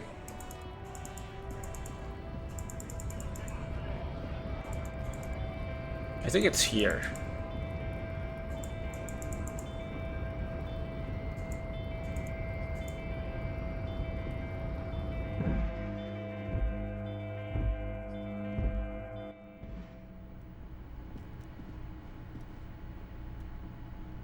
What's this? A giant ashpin on the pillow and pattern of coffee rings in the armrest. Was habitually chilling next to the radio. The file cabinet stands steady as ever. Sliding out, a drawer presents hundreds with the of folders. the same materials. You already went through all of these. Take another look at the note. All items on the list. The drawer slides shut. Smooth. So it's not here. Maybe upstairs by Renee.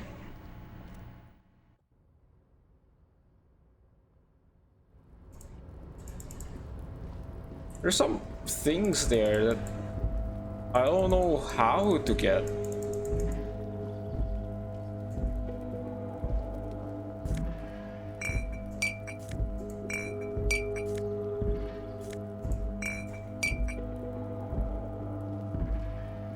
This is the night watchman's booth.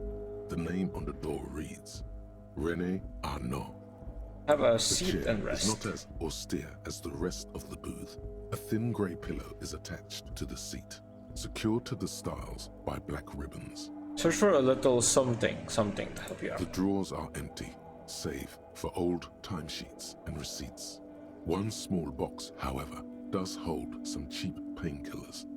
They are slightly out of date. Kim, would you mind if I help myself to some meds? I'm not here to tell you what to do, detective. Okay. Read the side effects. Oh boy, where to start? Elevated risk Holy shit. Prophet's disease, sudden death, hair death, erectile malfunction. That's a lot. Critical flatulence, watery blood, black mucus, uncontrollable weeping, increased sensitivity to La Opera, inoperable joint disorder, total spinal collapse. Don't think about that. Quick, think about something else. I'm a cop. I have cop things to do, murders to solve, people to help. Kim's counting on me.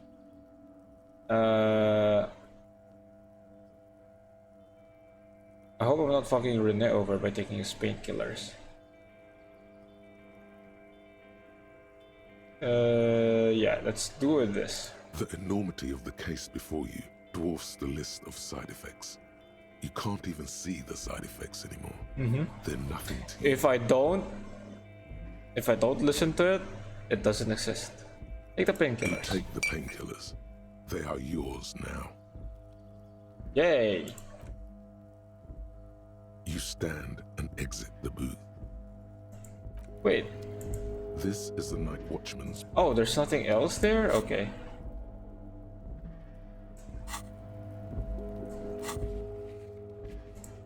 What was this one then? Oh wait, it's not. Oh wait, it's still here. Pile of Eternite.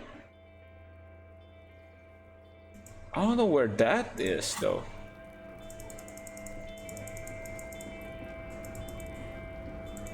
There's only a few more things. I don't know how we can get down there. Or up here, to be perfectly honest with you. Yeah, see, I can't go there.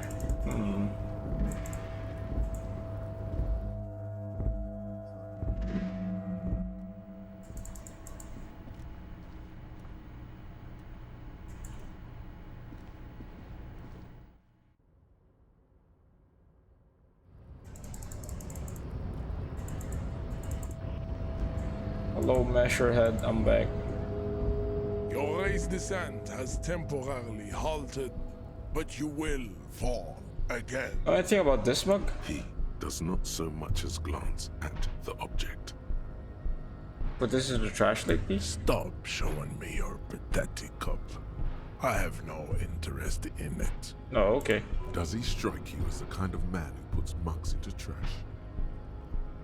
Or are those the twos? Racists are generally not very good examples. Welcome to Revachol. I am. True, that is a noble cranium, but you got a hard noggin yourself. You sure I'm not craniometrically superior? You exhibit forward projection of the jaw, indicative of schizophrenia and sexual inaccountability. From a purely aesthetic standpoint, the dimple in your jaw makes you look like a baby. This is not conjumetry, just an observation. Hey, I kicked your ass, by the way. Let's just put that on the floor here, okay? It is impossible to see any more of your bone structure. It is covered in the ravages of Al-Hul. From what remain of your features, I can see fleshy lips, baldness of the head, and long arms relative to lower limbs. This leads me to conclude you are not a police officer. You are a common criminal, an offspring of murderers and sailors from Sur-la-Clé and Vesper. Okay. And possibly even the degenerate sheep herders of Ubi. Interesting, so one of my ancestors was Sur-la-Clé and the other Vesper? Your racial heritage is uninteresting. I was just asking, man. man. It is the same as all Rivasholians. Your parents and their parents made the decision to reproduce while under the influence of Al-Hul. That is the only reason you are here. Okay. He's right there. It's almost impossible to get it on unless you're both drunk. It's too scary when people are sober. Okay. So I guess I start asking about the tattoos. Is there anything else I can inspect on my thing?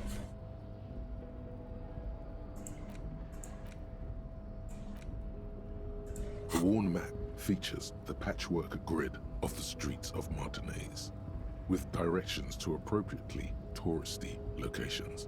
Year 48 resides on the upper right corner. Trace a path through the grid. Your finger moves through the various streets, across Rue de Saint-Ghislain and Rue Saint-Sipar, over Saint-Brun and Martinez North, finally coming to a halt on the spot where you are currently standing, although the map gives no such indication itself. You could write on the map. For a more detailed view of the map, go to your journal and select the map tab.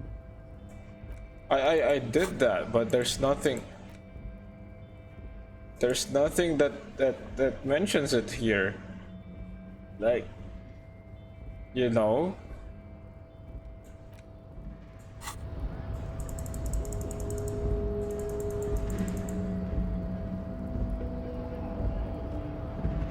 Hola, Wandering Man. How can I help? Oh boy. I have exhausted all of dialogue options. I don't know what else. I don't know why you're auto-saving. We didn't do anything important. So hey Kim, let me talk to you so we can spend time, okay? Yes? Excuse me? What if I want to work this case alone? Detective, if I may be frank, you seem to be in a deranged state. You have trouble remembering things. You've misplaced your badge. I cannot let you act in the name of the RCM without supervision until you've regained control of your faculties. What if I need some me time? Some you time?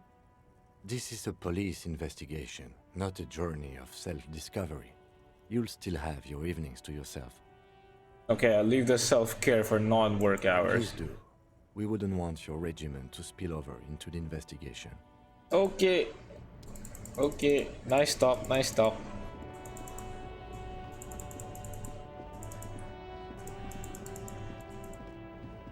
So what if we go up and try some dialogue options on our... Move, my friend, move.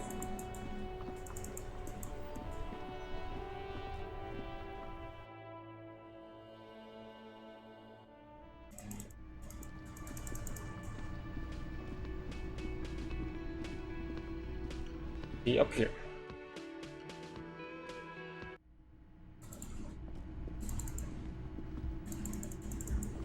How about outs? Oh wait.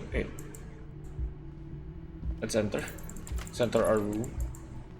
Can't sleep yet, but we can. World's way to determine how rank it smells in here. Should have a scent point. A mirror hangs on the bathroom wall. In it, your face, adorned. Use the chain cutters to fix the faucet. Stop steam from fogging up the mirror. The chain cutters slip out of your hands as you attempt to twist the faucet into place. Well, you know one thing for sure. You've probably never been a plumber. Okay. Time to stop the expression. It's like something snaps in you. Oh shit! A nerve ending. A thought. A sadness. Your face in the mirror is suddenly clean of the layer that had distorted it for God knows how long. Oh Just shit! like that, it's over. The running gag that your life had become. A sad old man looks back at you. It actually worked.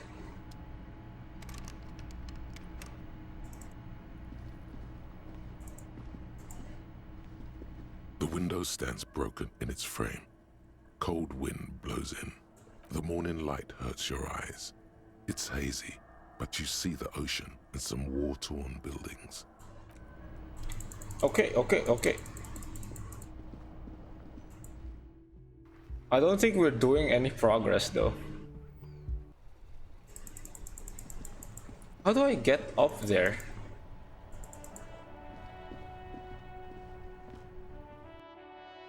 There's like a lot of things that I was locked out because of skill checks. Yes? No, not you.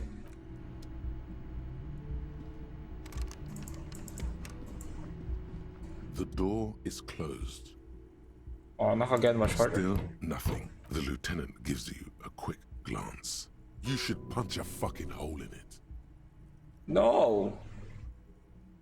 The murmur in your ears recedes slowly. No, let's not, because we're gonna have to pay for it. And we don't have the money, man. Okay, there's really nothing else, man.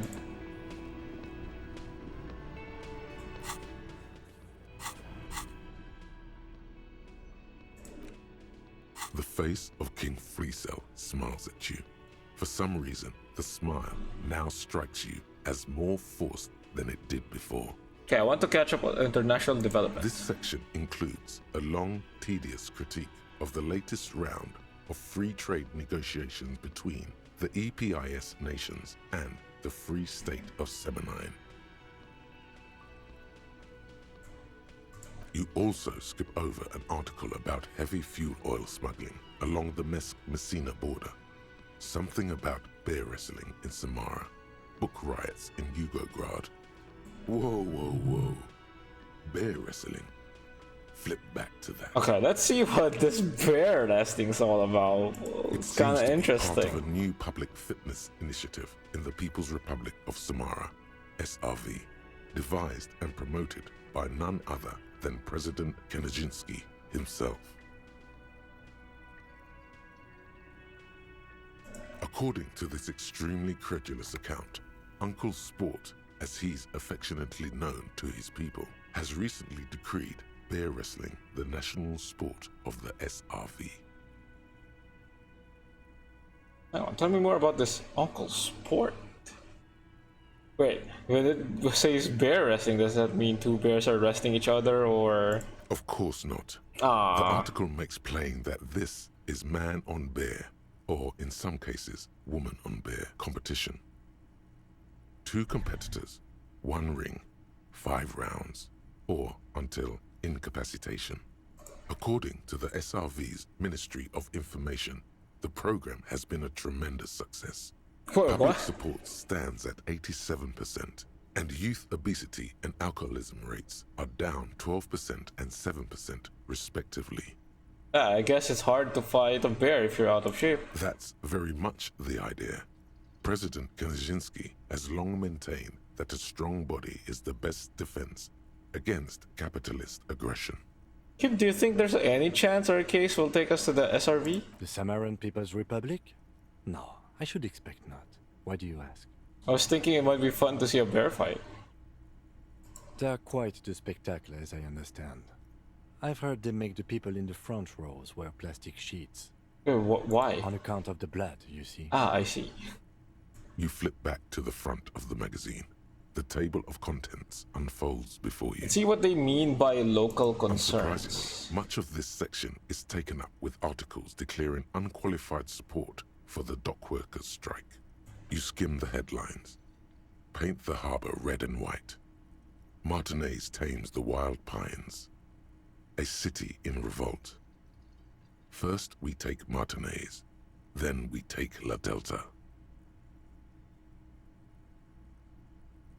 Finally, there's a brief article by the writer, G. Martin, accusing the owner of the Capeside Apartments of illegally attempting to evict certain communist tenants simply for not having paid their rent.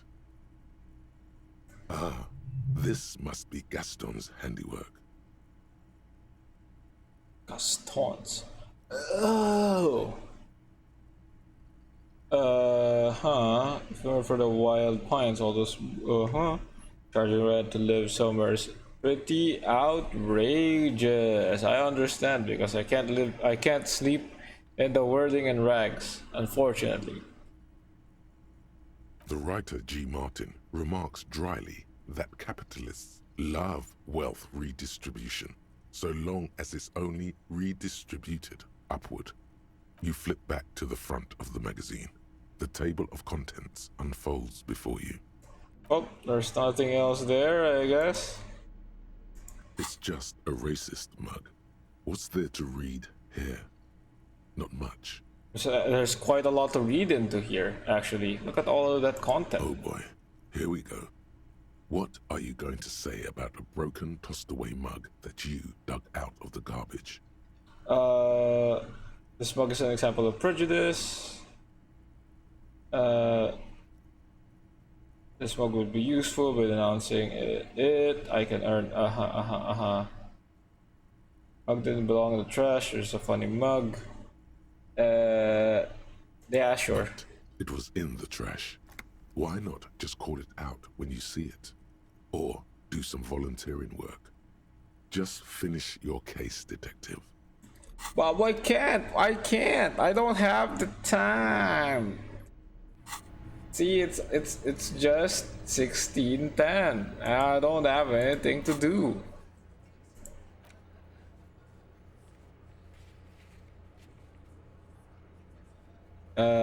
Let's see.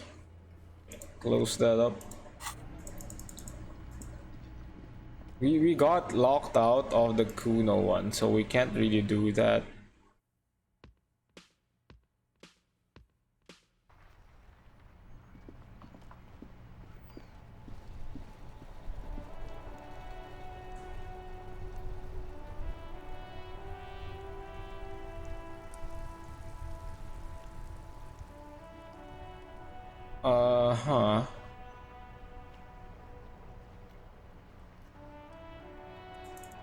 I don't know what else to do, to be honest.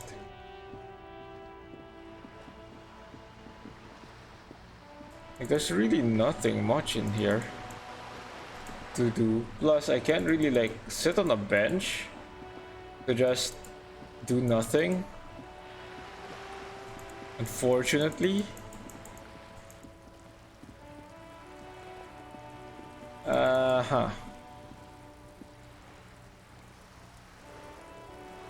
Let's see.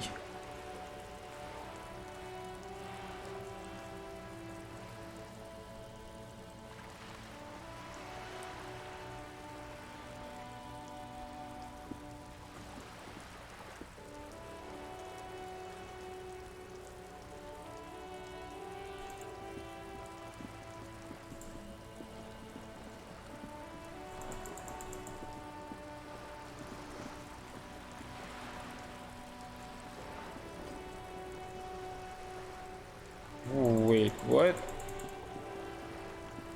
says work through Titus. I'm looking at What can I help you guides. with? Not an umbrella, I hope. I don't need one myself, you see. Get the drug quest,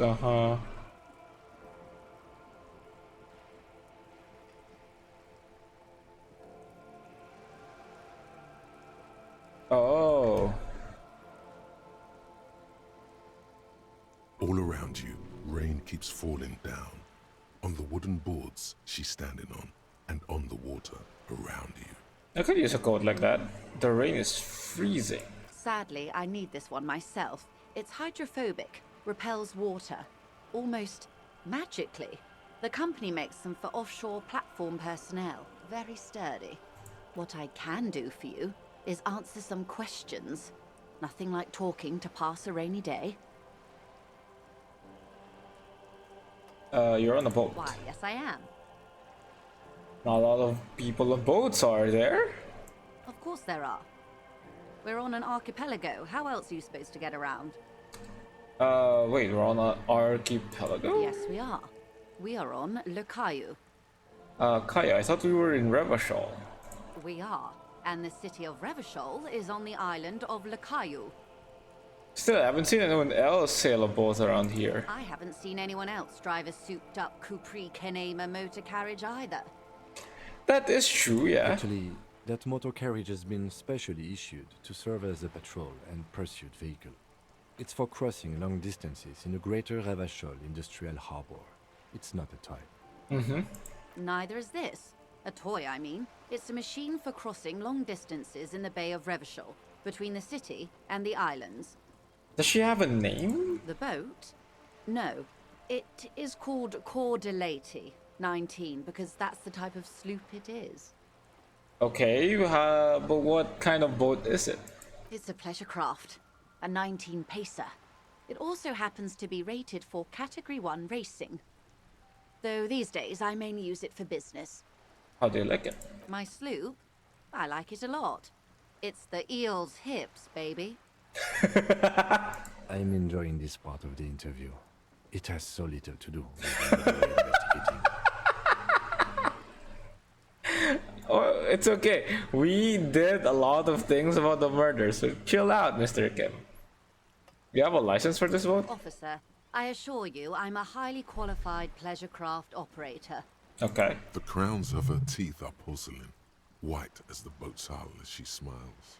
Qualified pleasure craft operator. So charming. Where's the damn license? Can I see your license? I just renewed its safety inspection last month, officers. It is completely seaworthy. In fact, it's taken part in not one, but 2 insulindic regattas. Even finished once. What happened the other time? The other time, I would have finished the race were it not for an urgent work matter, much like the one I'm on now. Still need to see a license, ma'am? Actually, you don't. What do you mean? The Wayfarer Act specifically denies the RCM the authority to demand anyone's operator license. It's a little known fact among us law officials. Oh. Makes sense, I guess. I mean, look at me.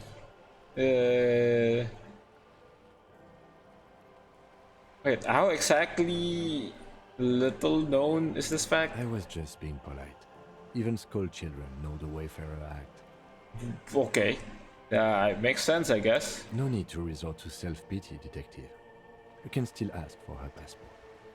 Yes, I'm going to need to see your passport. Of course. Got our passport. The woman is silent, smiling while the waves lap against the hull. In your hand, under the plastic, a light blue passport saying, Republic of Vespa. The coat of arms has a lion and an ostrich. Seigent. Okay. The Republic of Vespa, formerly the Republic of Vespa Messina, was once a dual kingdom. An amicable parting of ways produced 2 constitutional monarchies. Vespa, the richer of the 2, is an occidental nation known for its proximity to the Pale and its exotic financial derivatives. Anything else? It is a stable country, and yet there has always been something ominous about its perfect stability. It's a place at the edge of the Mwindi Isola, overlooking the Obi-Sunt Isles, fracturing into the great unrest of the Pale. Got a photo page. Born in the year 3 in the commune of Revachol, smiles at you. Face adorned with frown lines and crow's feet. The photo is recent. The name reads Rejoice Leighton Messier. So your name is Rejoice? Yes. But please don't call me that. Why? Joyce is much more efficient. True. You're from the Republic of Vesper. My husband is. I have dual citizenship. A Vespertine is handier when traveling. Okay, everything appears to be in order. She nods and returns the plastic bag to her coat. Okay. Good. Thank you. Okay, I don't know what to add.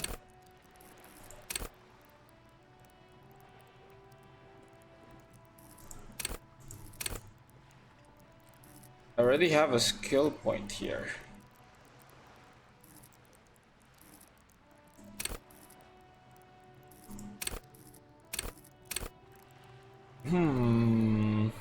Rhetoric. Call upon your knowledge. Produce fascinating trivia. Deduce the world. In intellect. Let's see.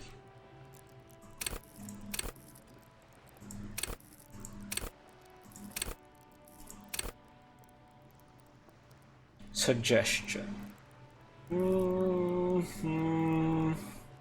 I'm unsure of this. I'll be honest with you.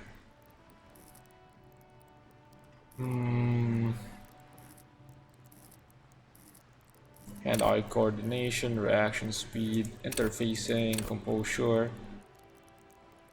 I think composure is good. Yeah. Okay. Oh, I can do that again, but it's so low. It damages my morale. I kind of don't want to do that. What else is there? I'm so lost.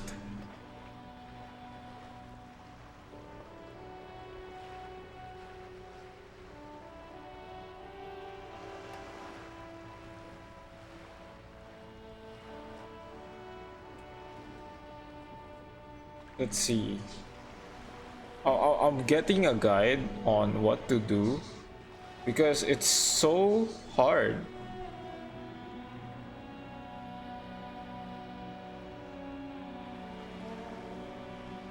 Okay, wait.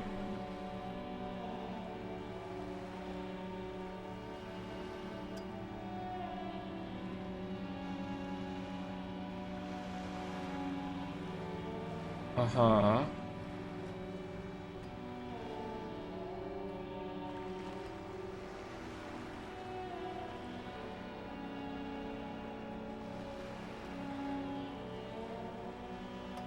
Okay.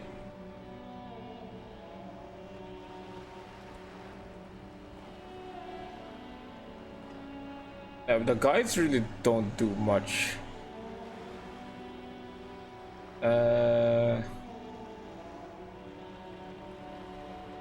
Let's see.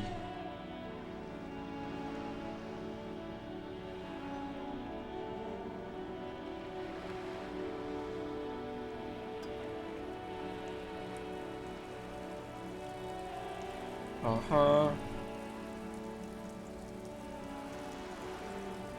I already did the part. Everything that's they're saying, it's already like things that I already tried to do.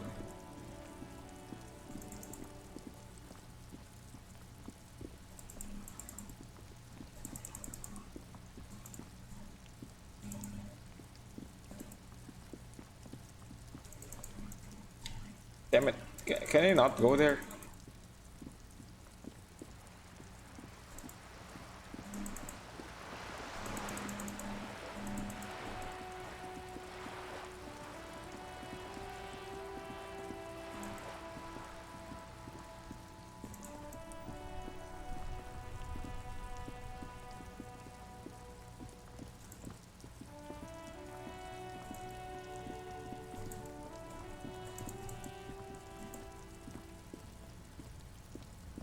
An inconspicuous pile of the Okay, roofing okay, we material can try again. Eternite.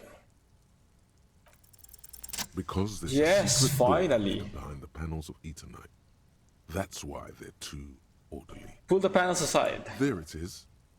You see a shabby little door. Yeah! There we go. I failed this the first time. What is this then? A tool shed? Let's investigate. Yeah, well, let's do. Before that, I'll save though. Because these checks fucking suck.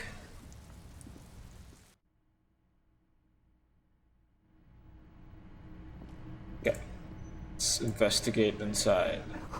Antitube of magnesolum, magnesium supplement. Silver plate with traces of bone yellow powder. Be still, my beating heart. It's amphetamine. Sweet amphetamine. Let's not. The lieutenant isn't studying the powder in the mirror.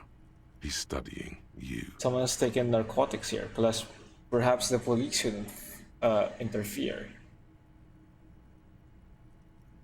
Perhaps not. This is below our pay grade, detective. However, see that ladder there? It's probably another way into the industrial harbor, no? A secret path the local kids use. Ooh, might be. Let's just get out of the way or get fucked up. It's actually a symbol for an aggressive youth-oriented campaign. Cured pig's head looks mummified. Ooh, money.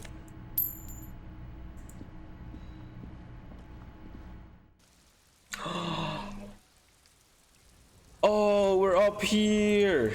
Yes. Oh my god, it opens up a lot of things. The store is going to collapse soon.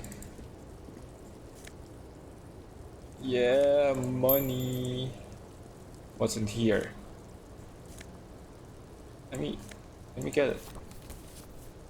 Grand Couronne 37. Restoration Pillars gives the ruins together.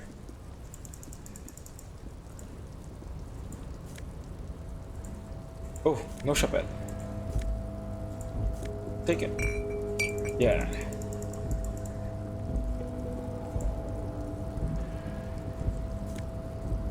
So more money.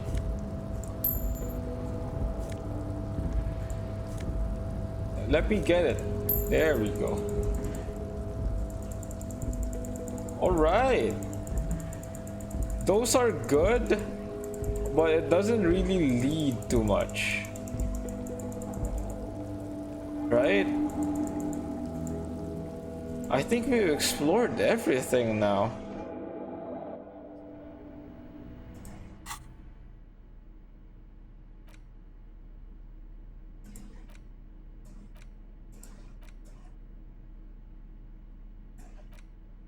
Yeah, we've explored everything.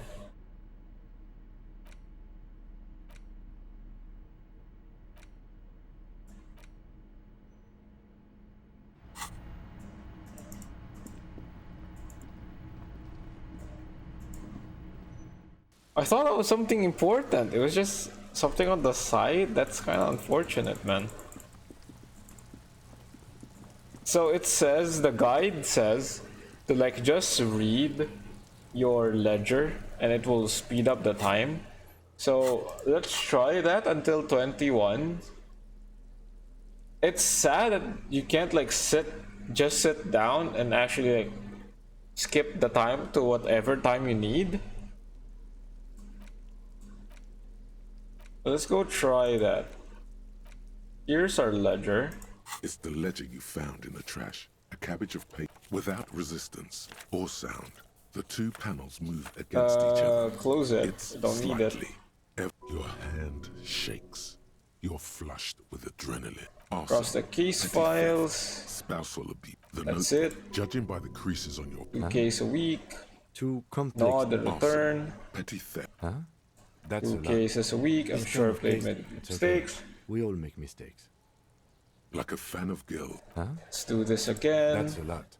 This kind of a nice caseload space would is the way I like it. I prefer normal caseload. It's a matter of method. Like a fan of gills, the check. Special naming convention. It appears you employ I don't wanna. Petty. Yes. All Others appear. You like this grimy.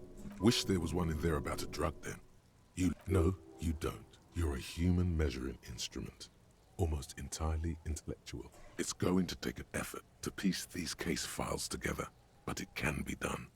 Once you're done inspecting them up close, you don't exactly close them. Put skill points into logic. From the smelly papers. They're a little further from your nose. Oh, this. Oh, shit. So I can't even use case files now to, like, spend the time. That's unfortunate, man. It's made of dark blue plastic, hard, something rat, and something small inside. The plastic there's pain in there. With your hands, you force. Damn, that's unfortunate, man. So what actually happens if I drink? I don't want to drink, though. I really don't. I really don't. We want to, like, be better, you know?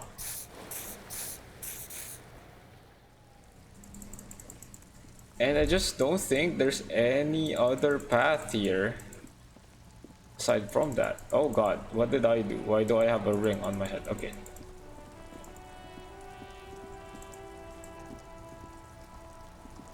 Inside, you see a set of steering levers, a radio microphone, a puller. As you tap on the gauge, the indicator pin jerks as if startled.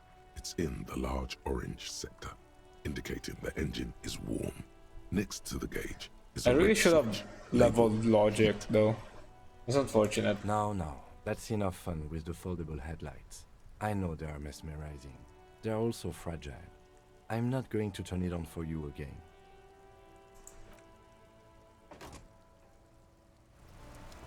Guess we could just talk to Kim. Yes. What do you want to know? Can we go over the programming info? Do you want me to brief you again? Yes. 3 days ago, the RCM emergencies desk received a report about a security guard who was found hanged in Martinez. An anonymous caller said there was a dead body behind the Whirling in Rags hostel cafeteria. The cadaver had been there for 4 days. No one had come to investigate. During that time, the victim had been stripped of his belongings. The caller did not identify him, but used the word lynching. There is an ongoing labor dispute between the local dock workers and the logistics company Wild Pines. I was told we should approach the death as part of this dispute. They didn't identify themselves in any way. The tone was muffled using a device of some sort.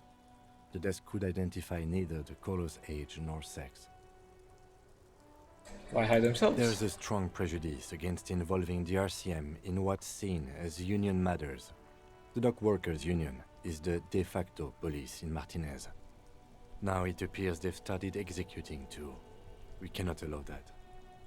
Of course, yes, I understand everything. Just to be clear, we are police officers. It's our job to find the killer. That's the case. Uncover and arrest the killer. We're from different precincts. Why are we on the same case? I'm afraid you and I are pawns in a pissing competition. What?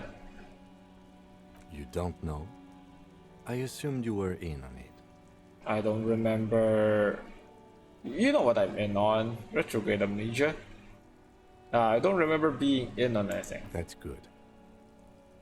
You know what I'm in on? Retrograde amnesia. Better still than an imbecilic cop-off. Cop-off? It's just stupidity. What kind of stupidity? The cop kind. Our precincts can't decide if Martinez is part of Jamrock or the Industrial Harbor. Yours or mine, as if we somehow own parts of the city. Typical street gang mentality. So we've let the Union make a mockery of law enforcement here. And now it's come to its natural conclusion. Ah, so this is a struggle over who runs Martinez. Well, sort of. It's less a matter of who gets to police Martinez than who has to. It's an orphan district, in other words. I think the dispatch desk just told both our stations about the hanging. There was quite the brouhaha at the 57th, I can tell you that. Time to settle it, they said. Cop off. But I assure you, I am not their finest or toughest with 102 cases solved. What I am is least interested in a pissing competition. Very, very, reasonable.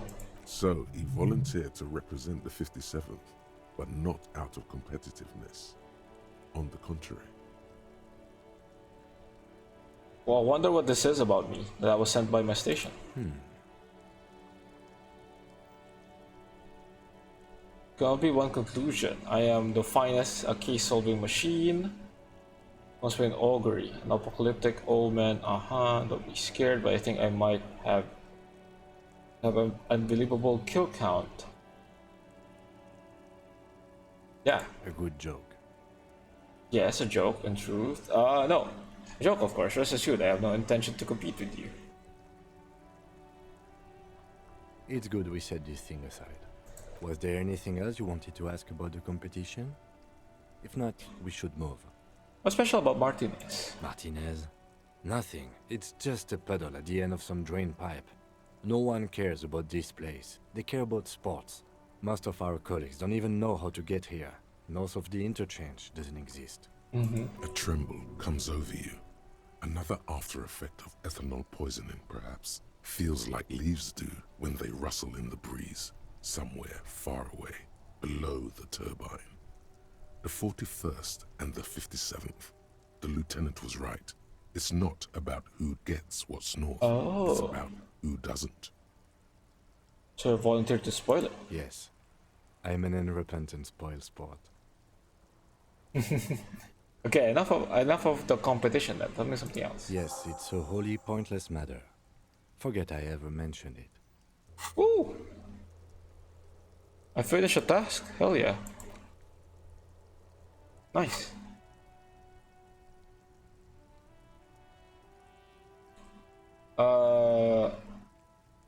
Why did the 41st send me? I think I should know, He just arches his brow. Have you tried concentrating on something other than your personal affairs? What's wrong with personal affairs? It's just the nature of lieutenancy. Okay. The RCM deploys a self-styled structure called the Decomptage as its chain of command. Every lieutenant is responsible for 2 sergeants and 8 officers. That means the average lieutenant has to deal with quite a few personal affairs. Even you know this. So what should I concentrate on? Try work. The case at hand. It can work miracles. I'm afraid there's a medical situation. Really? You look fine to me. Talking serious, unbelievable damage here. I saw myself in the mirror and I had no idea who I was. This psychodrama is unbecoming of an officer. It's not psychological. Some sort of major brain damage has occurred on an unprecedented scale. Then you should consider seeking medical attention. You can use the radio in my kinema. Yeah. From your station's Lazareth. Was there anything else you wanted? Yeah, that's good. We're getting a lot more that I didn't get before. Okay, let's go save some stuff, and then let's pursue that. Inside, you see a set of steering levers, a radio microphone. Pick up the radio. 57, how may I assist you? Alice, please connect me to the station 41st, Lazareth. It will take just a moment, officer. Her voices fade out into the familiar radio static. Gottlieb, what do you want? He's carelessly chewing on a piece of hard candy. Just a routine checkup. I mean, a bad way, Doc. A real bad way. Oh, it's you. You know who I am? Yes, there's no end to the misfortunes fate has seen fit to rain upon me. Sure, but can you tell me about myself, as in who I am? Who? You are? You lost your human visage a while back.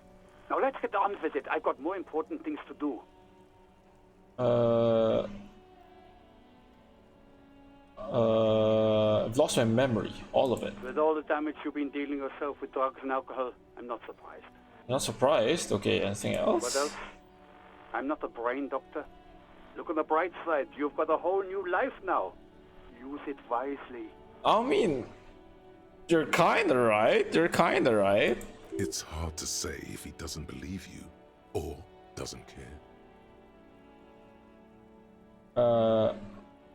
I couldn't reach up and grab a tie from a spinning fan without unbearable pain shooting through my arm. Hard to tell exactly what it was over the phone. Could be a combination of peripheral neuralgia and high blood pressure. Could be that you were having a heart attack. Could be. Or, actually, it could be both, given your profile. Wait, both? But that sounds bad. Yep.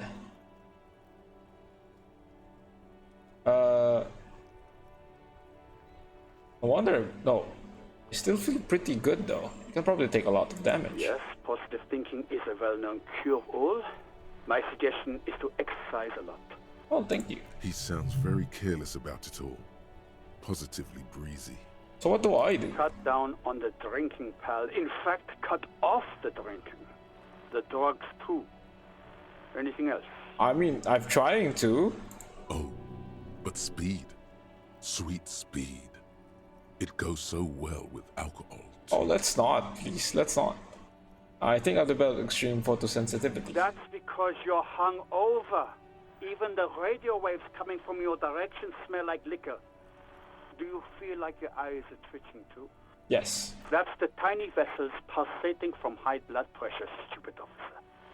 You I'm might just be asking. sustaining permanent damage to your vision as we speak.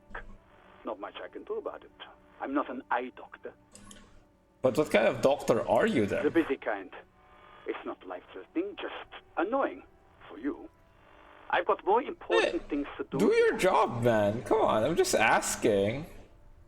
I think I've had a heart attack. And you survived it. Congratulations. Are you mobile? Sort of. But by God, does it burn in your chest? Yes. Even better. Anything else? I wouldn't worry about that. Officers your age have coronary trouble all the time. Also, death is a natural part of This asshole. Isn't there anything you can do for me? What? You want me to do blood work for you again? Tell you just how bad things really are across the board? You want another rundown of everything collapsing inside your body? Yes, I want the truth. You want the real, honest-to-God truth? Stop drinking, eat magnesium and vitamin D. Our station is not a retirement home. We don't have the funds to deal with rock stars past their prime. Okay. So it's political. You're being neglected because of political reasons. Oh. The money is probably going to some old, oily... And no, I don't want to hear a political commentary on the topic. In fact, I got work to do. Some idiot has glued his eyelids shut with cyanoacrylate. It looks like Mactorson. It's not fucking cryo-actylate. It's super glue, Doc. Why did you super glue your eyelid shut? Doc, someone broke my heart. Nah, I don't. Sure. Look, pal, getting pumped and dumped is not a disease. People live through it all the time. You should be happy for her. You know who this person was? Have I told you? You must have me confused for a close personal friend. I am not. I am a medical professional with a constant idiot emergency on my hands.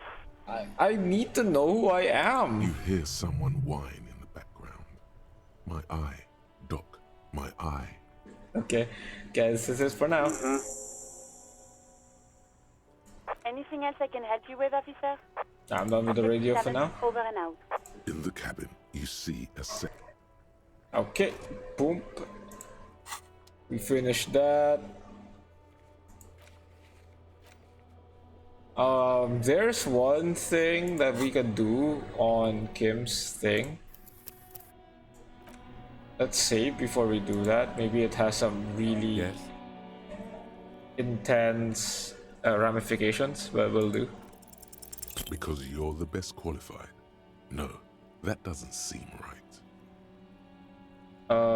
No, that makes sense. I'm exceedingly qualified. If you're so well qualified, why can't you remember why you were sent? Anyway, don't keep the lieutenant waiting. Okay, I want to talk about you. You're wearing glasses. That's correct. That makes him a binoclard. Completely uncopped material, if you say so yourself. Yeah, let's not say that. Are they? They're mostly just cumbersome. That's because I'm half Zeolite. Or Seo is a protectionist, isolationist, pan-Isolary state west of the Insulindian Isola. Oh shit, dogs are barking now. Let me up the filter. Some would even say so you don't hear it. There we go. So I guess it's not interesting then. I can see you're disappointed. You are right to be. I don't speak a word of Zeolite. I've never met either one of my grandparents. I've never been to Seoul. I'm a regular garden variety Ravacholière. Damn, there's so much more time that we can't use up. God damn it. Good. Let's change the subject. Okay. Here's what we'll do. Okay, here's what we'll do. So a lot of the things that can speed up time just requires me to like do conversations, repeat over and over conversations. All right. So because of that, we'll just leave it off here. I'll do it on my spare time so that we can start with day 3 by the time, or at least by the end of day 2 by the time next week comes. Okay, so I'll be leaving it here. Let's go save the game first though. Okay, and exit the game. But there we go. Yeah, I based from all of the stuff I've been reading on the guides or some Reddit posts, this game is like kind of bad when it comes to actually like progressing, because a lot of the progress stuff locks you, or you're locked behind skill checks, which is, you know, dice rolls. It's unfortunate that there's not really at least an obvious way forward when you fail the skill checks, right? It was nice that I had physical instrument leveled up so I could like punch Measurehead, but now I don't have the logic stuff. No, I need the logic stuff for the gate that was destroyed, which might be a clue, but I don't have the authority to actually stand up to Titus. And if I do and I try and I fail, it actually like gives the worst option. Holy shit, I didn't like that option a lot. But yeah, we'll keep playing this. I am very interested on how the detective stuff goes. It's actually quite interesting.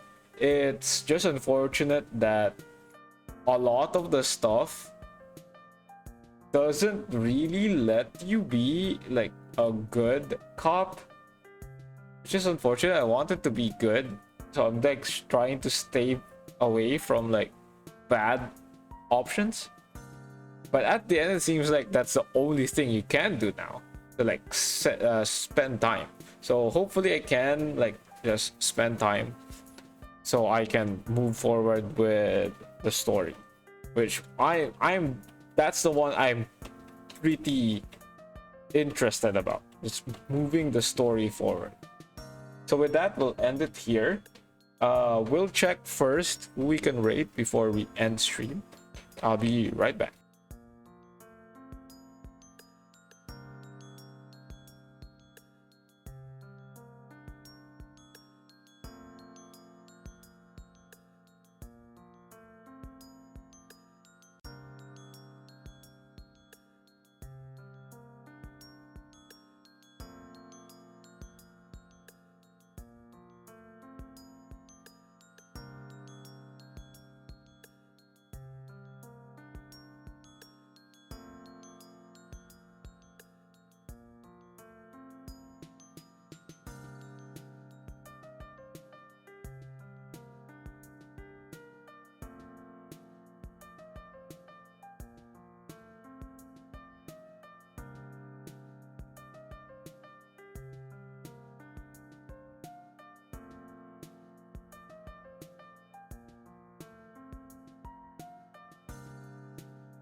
Okay, I found who we can raid. I hope they're not ending yet though. I really hope they're not. So let's go raid Drea. Well, no, it should be raid Drea Lost. There we go. Here's our raid message. I need to sleep. The sun is up. I need to sleep. I have work in like 7 hours. I need to sleep. So here's our raid message. I'm gonna say hi as soon as the raid starts or finishes. I'm gonna say hi to the stream and then I'm gonna go fuck off to sleep.